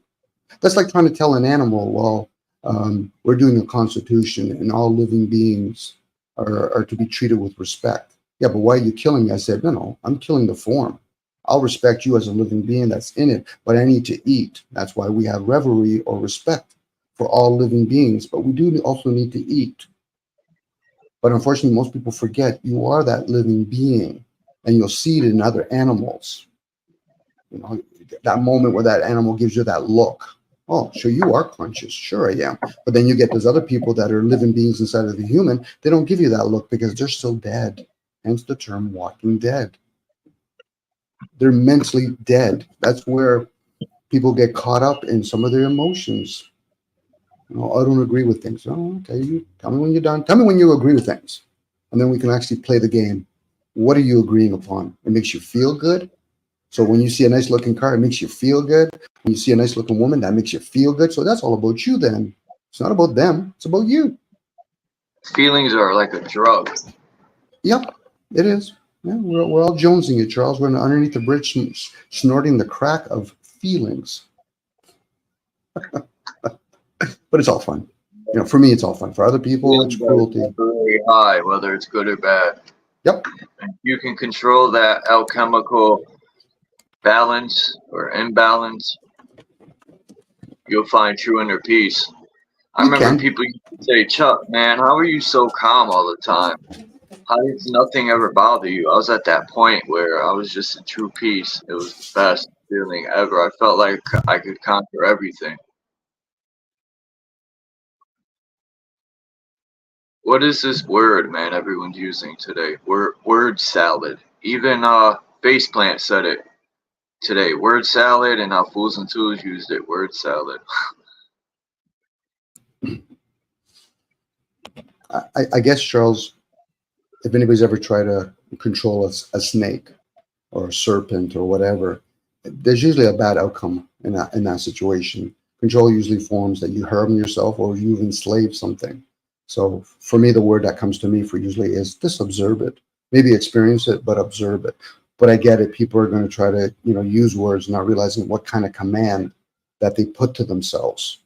So control opposed to observe, do two different things. Am I controlling the outcome of a sporting game, or am I trying to observe the game? The ones that are trying to control it and manipulate it is what you call the elites. And how does that serve the rest of us? That's why we're back here. Some people will complain. I said, control does not serve you. It actually harms you in the long run. And if not you directly, it'll affect other people. That whole mastery and slave game, both of them are programs, and they're both being controlled. You got to raise a child to think that they're a master, and you also have to teach somebody else to be a slave. That's why when people talk about, I was talking to ascended masters, and guess what you are then? You're a descended slave. That's why I even it out with balance, and I'm a slave master. Slave. You're so cute, Charles. I'm going to throw both of them in there. Well done, Charles. It's always good to play with words, and yes, if you're going to play the victim, you must also play the predator. I'm the victim. To who? To my own, the one that is a predator to me. Well, isn't that the same person? Sure it is. JG asked for you to click the link. Oh, thanks, JG. Sorry, I'm Doug, by the way, guys. I want to know if the word sin in Hebrew is shin, because I've seen something on that where they're saying the Bible has been misinterpreted to the fullest, and they said born into sin in Hebrew is shin, which is born, which means the lack of knowledge. So if you're born into sin, you're born into the lack of knowledge, which every baby is. So I got to look deeper into that, because if that's the case, it turns around that whole statement of you're born into sin, and it's been taken in the wrong way this whole time. I mean, it's not all this fear-based stuff they use to control through every angle, man. Like, think about all the movies they put out with when people, the whole world was dying from a right, or some sort of thing that spreads. that's all pre-programming for, I think, personally, I think, for that major situation that happened. Like, I don't even want to say too many words for it, but in 2020 there, all the movies put fear into people to even believing that's possible. So that program uploaded creates a whole new playing field for these people. It's wild shit. Let's break that down a little bit, Charles. Born into I sin. didn't say I was going to click the link. Ding. Okay. JG, I was saying you were telling Dom to press the link. Yeah, I did. I did actually, Charles. I have a page open, but I'll hear it later on. You communicated that, JG, but So Charles, let's break that down. Born into sin. Be in the vessel, in this case, be in the world, but not of it. So now we're living beings jumping or going into these forms, hence sin. The form is the sin. So that's why when people say, oh yeah, but it's a baby, I said, you're not seeing the living being that jumps into that form. So now what are we sinful? This is now you bring in the story. We're not here to fight against flesh and bloods, but against higher principalities. Why? Because the ones that are speaking are what we call the fallen ones, the demons. We're the ones that are bitching and complaining. We don't know what we've done in past lives. Have you been in a war in a past life? Yes. Did you harm another human being when you were in the illusion, what we call acting? That's why we have many words with the word act in it. But again, that's the English language version of it. So now you've harmed another human being. Did you hate another person of a different color skin? Well, yeah. I said, okay, so now in the next reboot, guess what you're going to be? Did you mistreat animals? Well, I had to eat. I know. Did you show revelry to those animals when you were removing the living being from it? No. So then you're going to become that. So again, we keep falling into sin. We keep falling into this mortal form over and over again. It's actually Groundhog Day, over and over again. But when most people think, when they read something, they think it's out there. Oh, then that's sin. I said, that has nothing to do with the outside world that you see with the eye of the beholder or Plato's cave.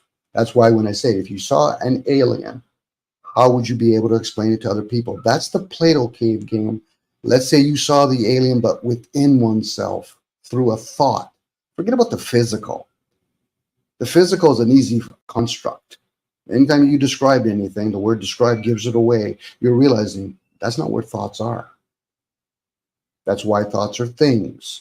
And you should be able to question things, not afterthoughts. Or we're going to argue about our words, our spoken words or the written work or our symbology. Even though when you speak, there is sounds and frequency and all of that. And then we have liquids.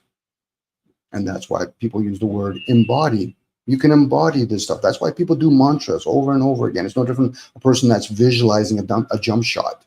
Eventually, you're entraining the body. So this way, when you actually literally physically do it, it's already harmonizing because there's something already doing the programming. That's why you get a little signal like, I think I'm hungry. Yeah, but Dominic, more times than not, you only eat to get full. So you're not even reading the hunger things that we give you. Or I got to go to the bathroom now because I got to do a number 2, number 1. Who's the one that's running the program behind the scene? I wish I could rewind it. This video, live stream. Also, Charles. JG seems to think I said to click the link. I know I said JG put a link for you, Dom. You did. Rewind it just to prove that I'm right. Well, he wrote it down. I saw right here on the chat. Dom, click the link. Save the song for later. Yeah. Okay. No problem. Anyway, it's not even a big deal. I don't know why. Charles, by the way, a lot of the things that I'm sharing, it does tie into the concept of the ego. This is what we're playing with. And all the archetypes. It could come in a form of behavior, personalities, personas. These are all the different masks that we choose to use while we're in the ego, the I, the vessel. Like the ecosystem. Ego. Those are suits. If you shared openly, Charles, but let's say you've been in jail. You get designated a suit, and in that suit, they're going to tell you how to behave. Yeah, you want the tan suit, Connecticut. You don't want the red suit, or what was red? I think red was PC and SEG. And if you were in a nut part, you got no suit. They gave you a vinyl vest, and you were buck naked. You were fucking screwed because there was no bad. Who cares about that? Well, some people do, Charles. You know, usually when I hear my buddies say the word, you know, who cares? I said, you know, you put that in a question form. I get what people are trying to say. Well, Dominic, I don't care. I said, well, why would you say who cares? Because I'm the kind of person I do care. I care about words. I care about how we use it. Other people might care about the result. So what does that word do for you? You know, it's like the story of Jesus, you know, talking to the Roman guy or whatever, one of the soldiers, you know, yeah, command me and I'll do it. I said, yeah, that's what a good follower does. I don't have to be there to give you a command. I could tell you through a phone, or I'll tell it to one of my other foot soldiers. This is where people respect words.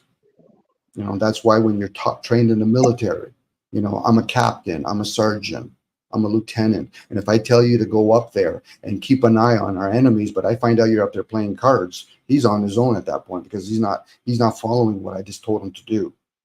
I didn't tell him to play cards. I didn't tell him to actually play video games. I told him to go over there and keep an eye on the enemies.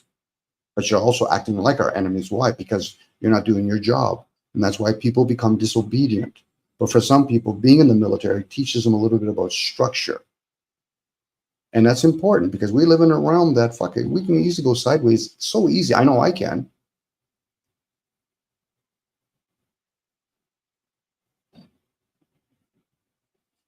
That's why when I say I'm easy full of shit. I know my hypocrisy. I'm just okay with talking about it openly because I'm true to myself. Well, Dom, you're not going to do nothing about it. I said, I am doing something about it. I'm talking about it. I'm not expecting to change. Like I said, I've said this openly, Charles, to other people where I know a lot about health. It doesn't mean I practice it. Well, then why would you talk about it? Because I want to.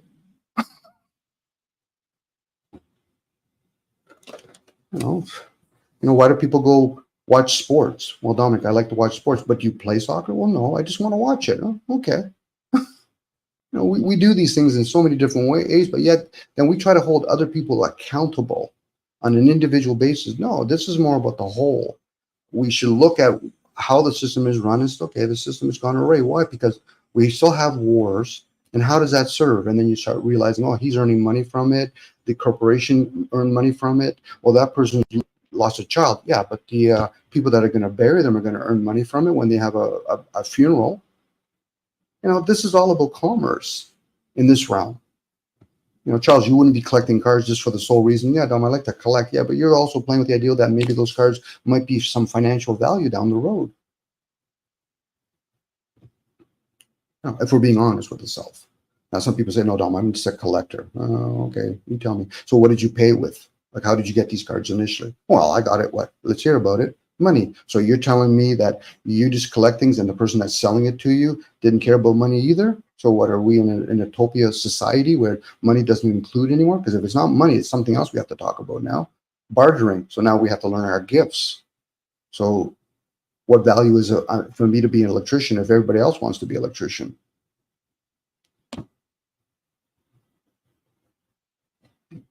Again, it folds on itself. All these things that we talk about does fold on itself. It's just most people are too busy coming into these pursuits thinking, well, I want one question and I want one answer. I said that answer might work in this moment, but what about the next moment or the moment after that? How does that apply to another person in another country or somebody in a different form? Well, I don't care about them. I said, at least you're being honest, you're self-absorbed. So then why are you here expecting somebody else to give you answers when you clearly show that you're self-absorbed? Go inwards then. Yeah, but I got to live in this world. Well, describe what the world is. Is it the earth? Because you've never lived out there.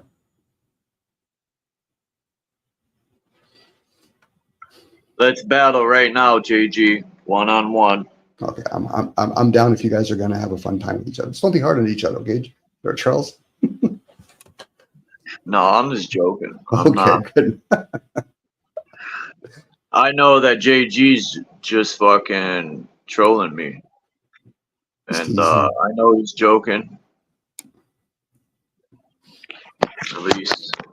It could be his, it could be like Eminem, his alter ego, JD is out there today. JG's supposed to put out some new videos on his missions, Sweet. his travels. I mean, I'm waiting, but I need to do travels myself. If I was well versed into doing that type of travel, I would give it a shot. And I look in the 90s when the trains used to pass by here every fucking day because of the factories. I think, man, plenty of times we hopped on them and we're hanging off the sides and climbing on the carts. But I remember one day it was my friend hanging off the caboose, and we're going across the street. The thing's like ding, ding, ding, and who's sitting there waiting to cross? His mom. That was funny, man. Out of all people, but damn, I should have stayed on them cards. See how far it took me. True. By the way, Charles, I'm slow to the take in certain areas of my life, so well done on you and Drop doing a rap together. I heard it the other day, and I know you enjoy that stuff, so thanks. Yeah, we have a few tracks. I'm picky, and I tell Drop, man, we should mess with the sounds, and he's like, fuck that. He's like, if we were getting paid, I get it, because I don't know, me, I'm just picky. I want it to sound better. Mm-hmm. I want to redo it every single time because I hear a little mistake, and then I don't do it. Drop's like, fuck that, man. It's not. He's like, it's not an album we're putting out, and it's true. Mm-hmm. But he balances you that way then. Sometimes you just got to put it out there, and then, I get you want to tweak it, but sometimes when your other rappers hear it, and then you collaborate or you talk to each other, those are the ones that you want to hear. Say, you could have done this, Charles, or Drop, or whatever. The rest of us, we're just going to say, oh, that sounds nice. Oh, I really like the lyrics. The compliment usually comes from your own peers. So the fact that you have that with Drop, and he knows enough to say, no, let's put it out. Because I know myself, I can overanalyze things. Eventually, you need to just put yourself out there and then, tweak it as you go along. But if you have, I'm pretty sure you have a lot of tracks that you keep to the side and you figure, okay, I'm not going to put that out there until I'm really ready. But the other ones, test the waters. So the fact that you have Drop helping you, Charles, well done.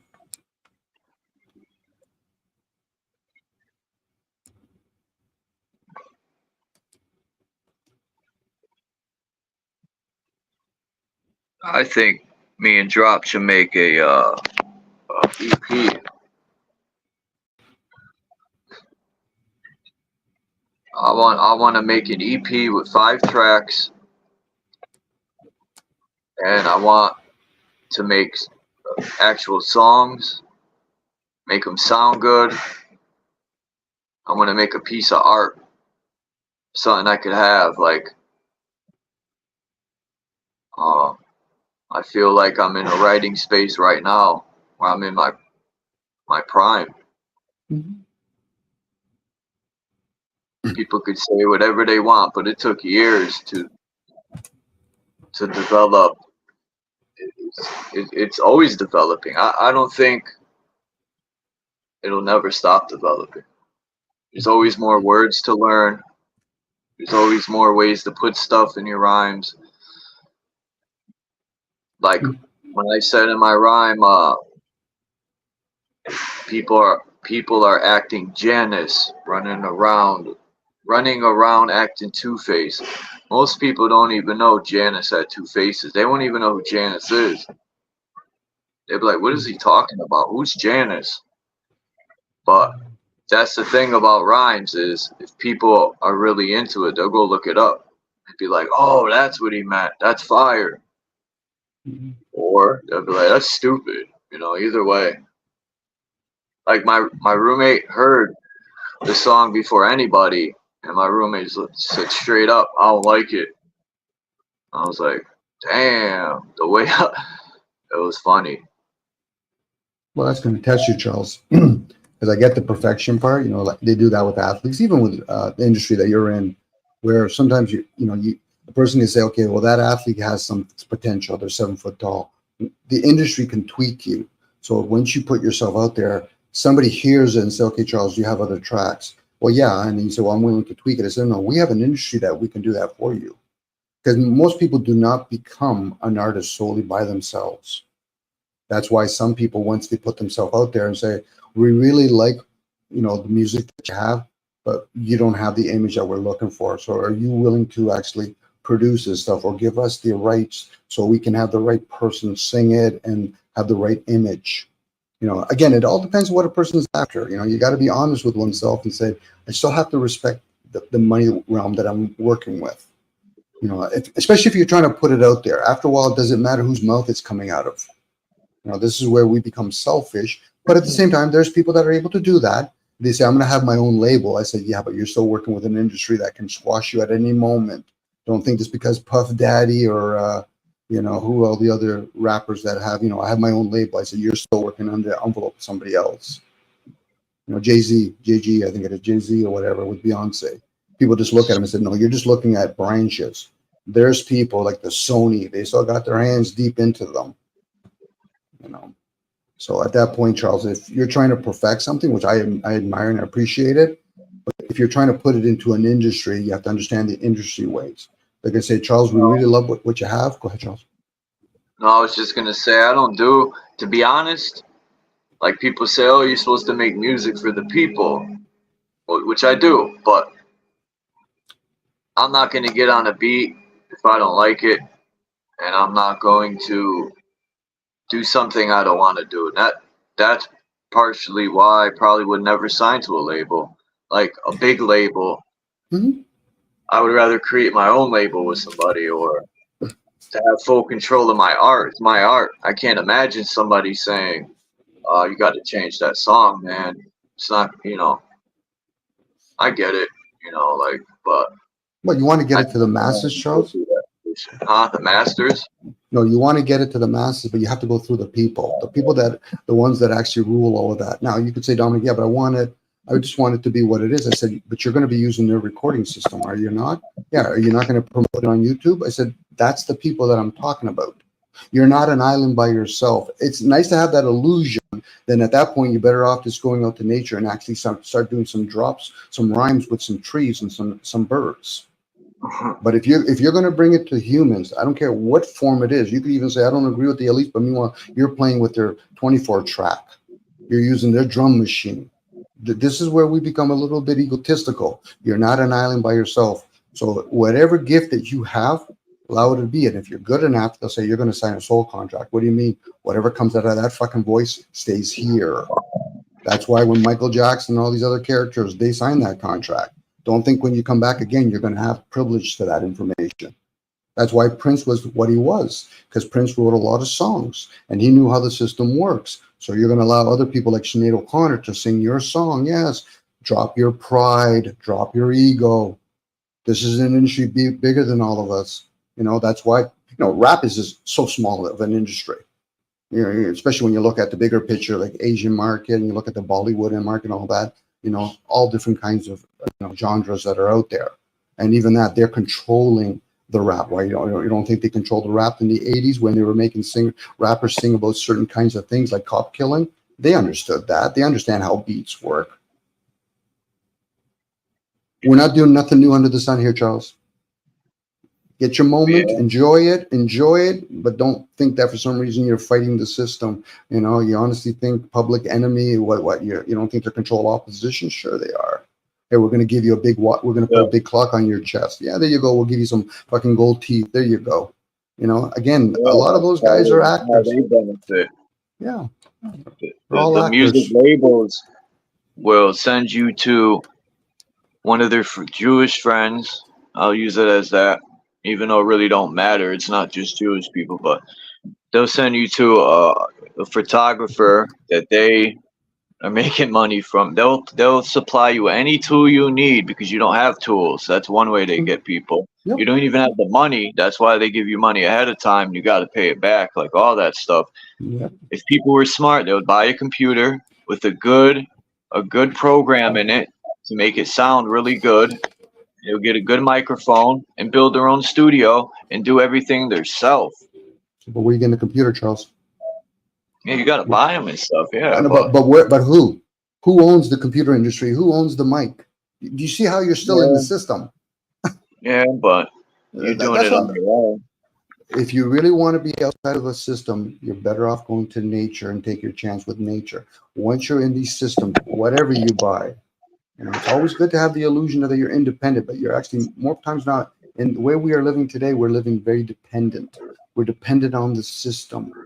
And if you're not sure, become a nomad. Take your chance to live outside, and you'll find out, holy fuck, I thought about it. I wanted to turn on my TV. I wanted to turn on my microphone. Or where do I charge all my instruments? Why would you bring all that stuff out there? That's the game that we play with each other. So go with this. It's better to understand the system and work with the system opposed to trying to fight it, because it'll eat you up, or it'll just purely giggle at you. Like that's just the way it is. Again, every industry are going to have its moment. It's back in the days when they had disco, and then they went to new wave. They like the idea that people use their feminine and masculine energy, and people say, well, they're just gay. I said, you're missing it then. We're talking about what are angels? What are demons? Are they even having genders? No, the illusion is, let's divide and conquer you. Let's give you the illusion you're a male and you're a female. Yeah, but I got body parts. Okay, there you go. You're going to use your senses to confirm what? That you have a wee-wee? Music is great when you understand sounds and frequencies, and understand how it affects the liquids that's in your body. That's why Baroque music does something totally different than what rap does. Rap has a bass to it. And that bass, it does something to the brain.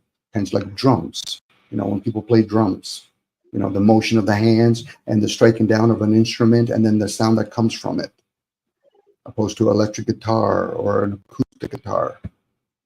If people really want to understand music, respect the connoisseur that it is, opposed to, well, I just want to learn how to sing. I say, okay, you might have a voice. So what is it when you have a beatbox voice? Opposed to this, oh, that's amazing. He does a lot of sound. Those beatboxers I was watching, I never even knew that existed, where, man, I was amazed at some of these people and the sounds they make with their mouth and their throat, chakra and all that. I was like, wow. These people are amazing. Fuck a studio. They are a walking studio. Oh, they are. And a lot of, it's like, when people that, they sing in harmony without no background instruments. The same thing with beatbox. So they understand how to store air in their bodies. Again, even athletes do this too, Charles. Some of the best athletes in the world that are runners have to be retrained how to work with the air, how to breathe in this case. Because this way you can have better strides. We're always here to learn something, regardless if this place is what some people might perceive as hell. Satan would not make this place a living hell where, oh, it's all ugly. No, it's bling bling. That's what keeps us here. It's the bling bling. Oh, I fucking really like rafting. I really like fucking mountain biking. I really like skateboarding. I really like breakdancing. Yeah, that keeps you here. While you're here, enjoy it. After that, maybe we come back again, over and over again. Maybe next time I'll come back as an Asian person. Maybe I'll come as a cat. Now people say, well, Dom, I don't believe on all that stuff. I said, the fact that you said belief, we're being entertained now. So then why are you here then? And where'd you come from? Oh, I don't know. I said, so then why are you actually giving pushback at something you've never questioned?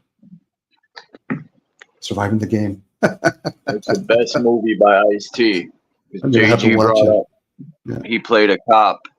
They turned a gangster rapper into a cop. They always do that, that duality, man. Oh, is that when he gets hunted? Is that the one when he gets hunted? I remember seeing that one. Yeah, I remember that. There you go. He puts the cigarette in the tree, and the guy thought, he set him up on that move. He put the cigarette in the tree, and then he went like 80 degrees to the right and waited, and he let the guy shoot to reveal his spot, and while the guy was shooting at the fake cigarette, it just revealed his where he was, and Ice-T took care of the rest. Did you know that movie? They were giving a little bit of a hint what the elites do with actually people that they capture. They hunt them. Yeah, that's what I was told, and I think it's still. I almost said believe. I think it still goes on to this day. These people love hunting, and I wouldn't be surprised. I ain't gonna go that far, but yeah, they love hunting.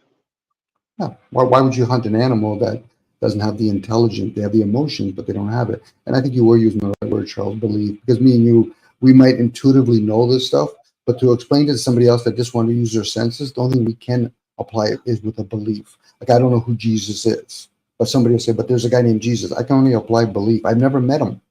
But if I did meet him, now I know. But it doesn't mean I have discernment. Jesus, what does this mean? So you were using the word that probably resonates with most people. It would have to be a belief. Because unless you actually saw it, but then if people start thinking about it, people do hunt animals, yes. Warriors, when they go to battle with each other, they're contending with another intelligent being. So wouldn't you want to hunt down something, if you're doing it just for pure sport, something that's more intelligent than something that's weaker?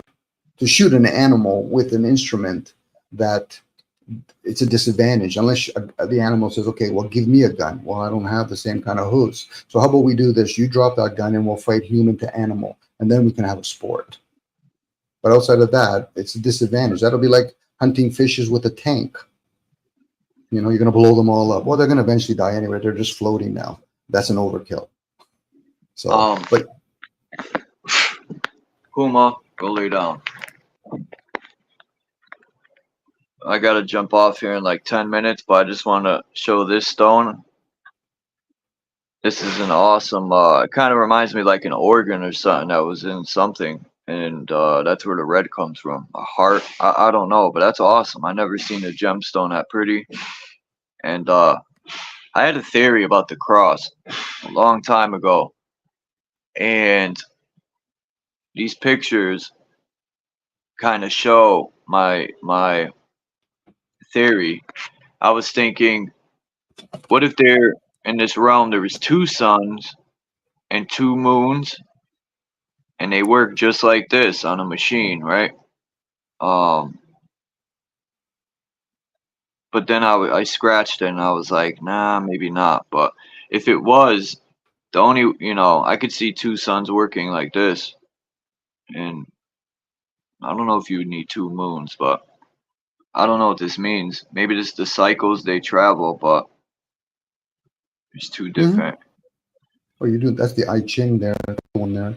Again, it's the concept, Charles, of the cross / the X. Now, the X and the cross both do the thing called news, the 4 corners. Yeah. So as above, so below kind of ideal is we're going from east to west. So where's north and south? As above, so below. This is the game people think. They think that looking at a laid down diagram, north is up, south is down, and east to west. No, you have to look at it. You're standing and you're looking at it. So where I'm looking, I go east. And if I keep going east, it becomes west. As above is north. This is why certain things are pointed magnetic, because there's a magnetic point on Earth, but we just keep calling it north.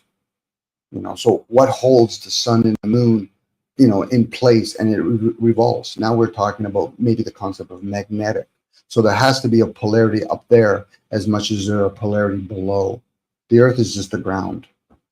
So again, it's one of those things where people have to really investigate, what do they actually mean, as you say that out loud or within, and then you go into that state of silence, and then peace, in this case, which is silence, my apologies, and meditation, such as listening. You're listening from within, and something will say, okay, Charles, Dominic, you've been asking over and over again in different ways. You're ready now for this piece of information. Outside of that, just because your will wants it, that's why people that are, say, Muslims, they have to learn their will to submit to Allah. Now, whatever Allah is, but you got to submit your will. You can't use your will all the time, because then you're on your own. It's like people say, I want a will to live. I said, no, okay, tell me how that works. Because you're already in the system. You're going to give up your last breath. You can starve yourself, but that's going to take a while. but you're literally going to give up your breath, like right now. Well, no. And so then whose will are you really trying to get here? So back to the cross and all that. That's why it's when people say that's my ex, they don't realize what kind of energy that they're giving to somebody else. You know, think about construction. What do they actually have on their neon jacket and X on the back? I know they'll say, okay, well, X, this means that person's, you're seeing their back. And that's why you have two lines in their front. That means you're walking towards them. But literally putting the backs on the back of you, actually, it's an energy. And whoever's doing this, they understand that.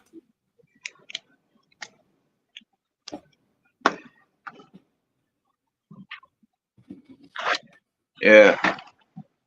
These are just from this Indian book. I mean, I don't want to say, yeah, India or Indian. Because then if I say Indian, people think of the native tribes. But they're not Indian. That's a misconception because of this guy, allegedly, this guy named Columbo or Columbus called them Indians. He thought he was in India, allegedly. Well, we've However been told true that is. we were told what to call them, but who knows exactly, you know, what word Columbus or whoever were scribing all this information, or at the time using Oracle to teach. You know, we've seen these tribal people. I could use the word tribal. We met this other species, you know, but again, we look at it from what we've been told and all this different manipulation.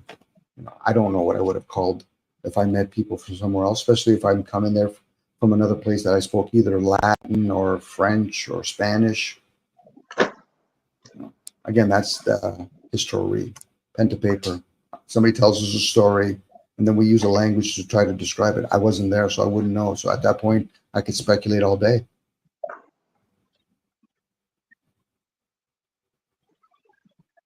But I need an answer, Charles. So then that's what most people do. I said, here's the lock. It has many different combinations, and only one of them actually will open it. Which one are you going to do?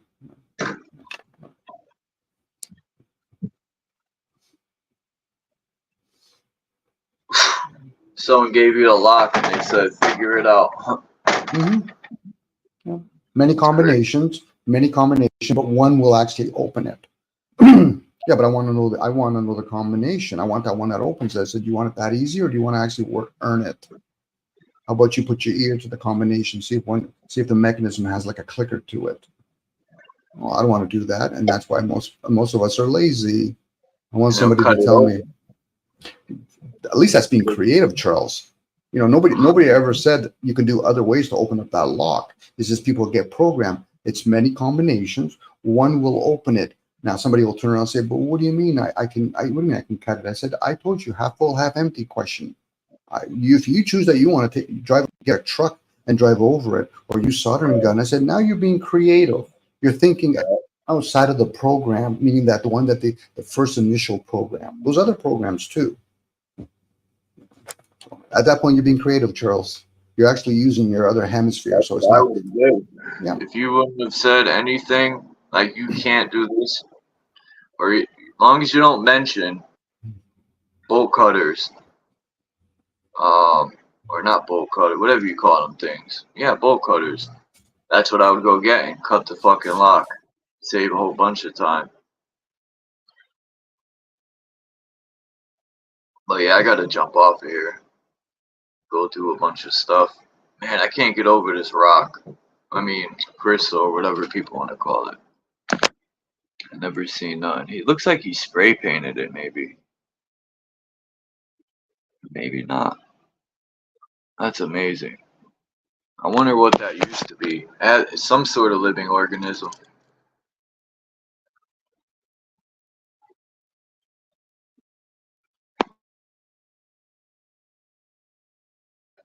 I watched this guy.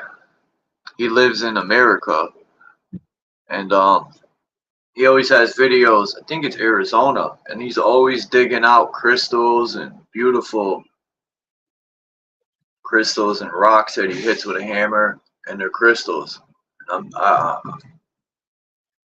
just amazed.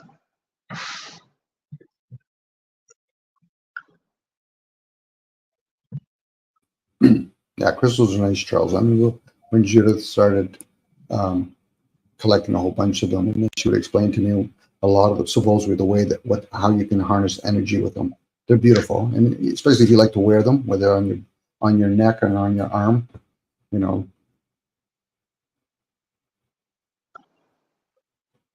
Yeah, I want to get that black stone on a necklace. Obsidian, obsidian, is that what it's called? The black one? Obsidian, yeah. Yeah. People say, oh, crystals don't give off energy. True. And I tell them, put crystals in a bucket that you could see, or you don't even need to see into the bucket. Just get a bucket, put some crystals in it, fill it with water, and freeze it. And then tip the bucket, bang the ice out, and the whole piece, it has to be a whole piece, and look into it, and you'll see the energy coming off the crystals. Yeah, again, Charles, it goes back to everything's energy. You know, people that enjoy hugging trees or touching plants. You know, we're always shifting energy around back and forth. You know, like we're in energy. We'll call it water, air, prana, spirit, whatever.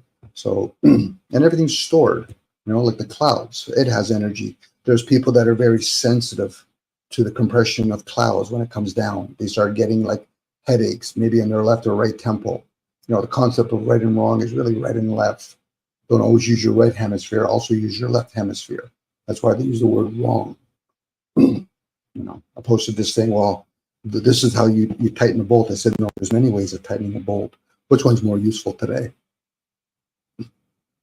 Again, it's just a shifting on how one uses words. You know, how one speaks it is one thing, but how you actually use it when you actually have a thought. You don't always have to manifest it into the physical. You know, that's why some people can read energy of other people, or they can actually get somebody to do something without that person even realize, but you didn't say nothing. I said, yeah, because they understand energy and they're reading your energy. You're very susceptible to energy.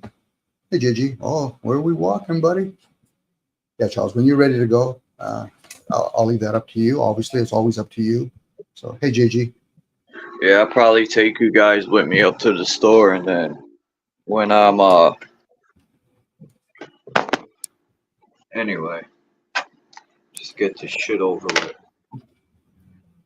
It's hot as a motherfucker out there. I got a good connection, but I'm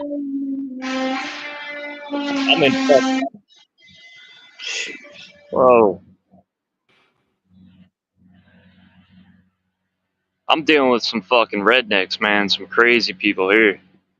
Also, are they farmers with rednecks, or did this like literally people that are a little bit slow, maybe? Yeah. Nah, like alcoholic fucking. They just want drama. The dudes, I overheard him talking shit. He's creeping to where I'm sleeping at, and it's shit's getting weird, man. Well, what I've heard of you, JG, you're strong enough to deal with it, but it seems like right now it's noise for you. Well, I'm trying to be like Patrick Swayze in Roadhouse, you know? I'm just trying to be nice until it's not time to be nice. Sure, well done. You're giving him a little bit of rope, are you?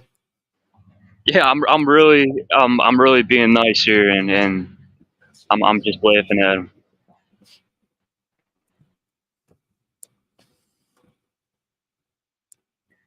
Now, if I had a family and kids and a great job, they probably, you know, cut the bullshit. But since I'm a loner, solitary thinker, they don't understand me, and they just want drama. You know, I'm just I'm a hunt. Like they want to hunt me, like you guys were saying. Well, sucks to be them if they push your envelope too much, JG. It sucks to be them. You know, and there's a good chance you probably don't want to have to go to that point. Well, see, I'll make them famous. I'll put them right on YouTube. I'll put them right on the news. I'm putting y'all on the news. They're a couple minutes of fame. Yeah, and I'll troll the shit out of them in the video. But I'm trying not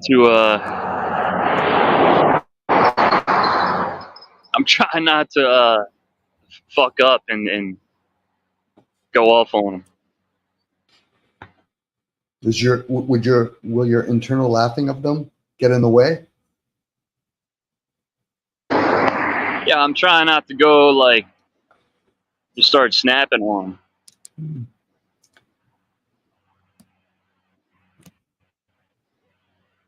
But it's all good, man. It's all good. Sure. People suck. I know they suck. We all do. What are they? They suck. Yeah. What are they? Hillbilly? Yeah, I mean, it's just, it's like that dysfunctional fucking toxic mentality, you know.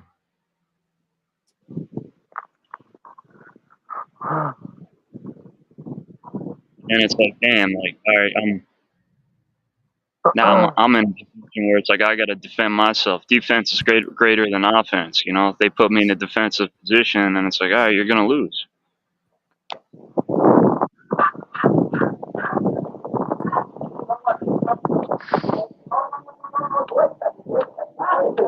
People draw first blood, you know.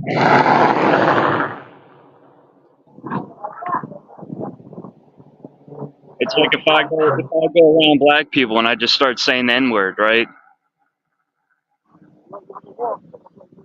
Pretty stupid.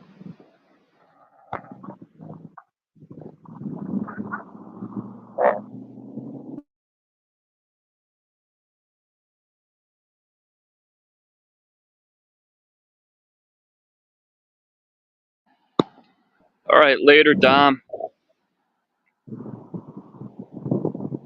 Oh, he dipped out.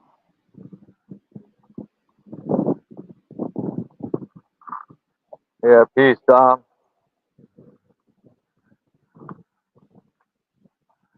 Thanks for coming up. So you want a rap battle? Is that it? You want a rap battle?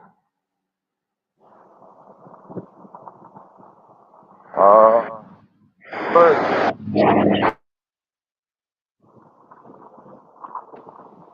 You don't want a rap battle, man. You're bluffing. Everybody's bluffing.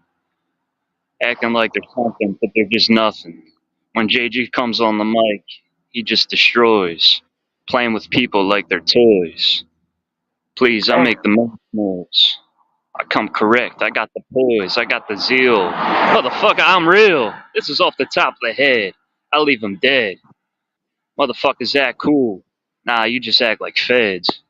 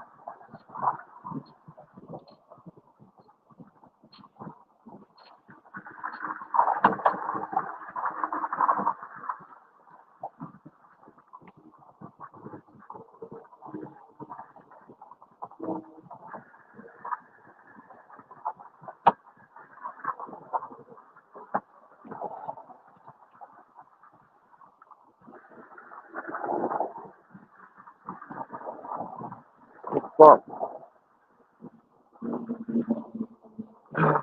Shit.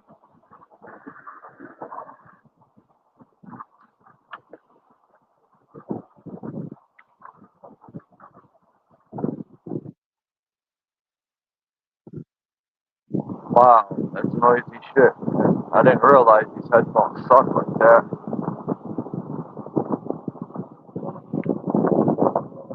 Let's see.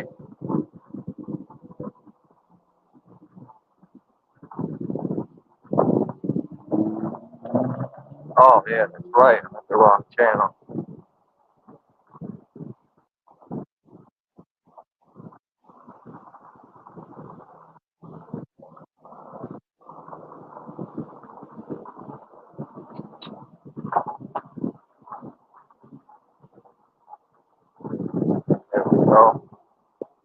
4 days ago. Okay? So maybe my bell isn't on them yet. Let me see. Right. Yep. Yeah, the bell is on. I haven't got any warnings. I hate when YouTube does that. And then you gotta go to the channel and redo the bell.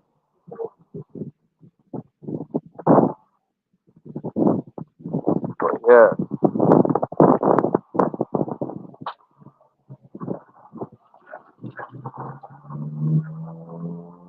But anyway, I'm out of here, man. Peace, Dom, DG. Peace to the chat.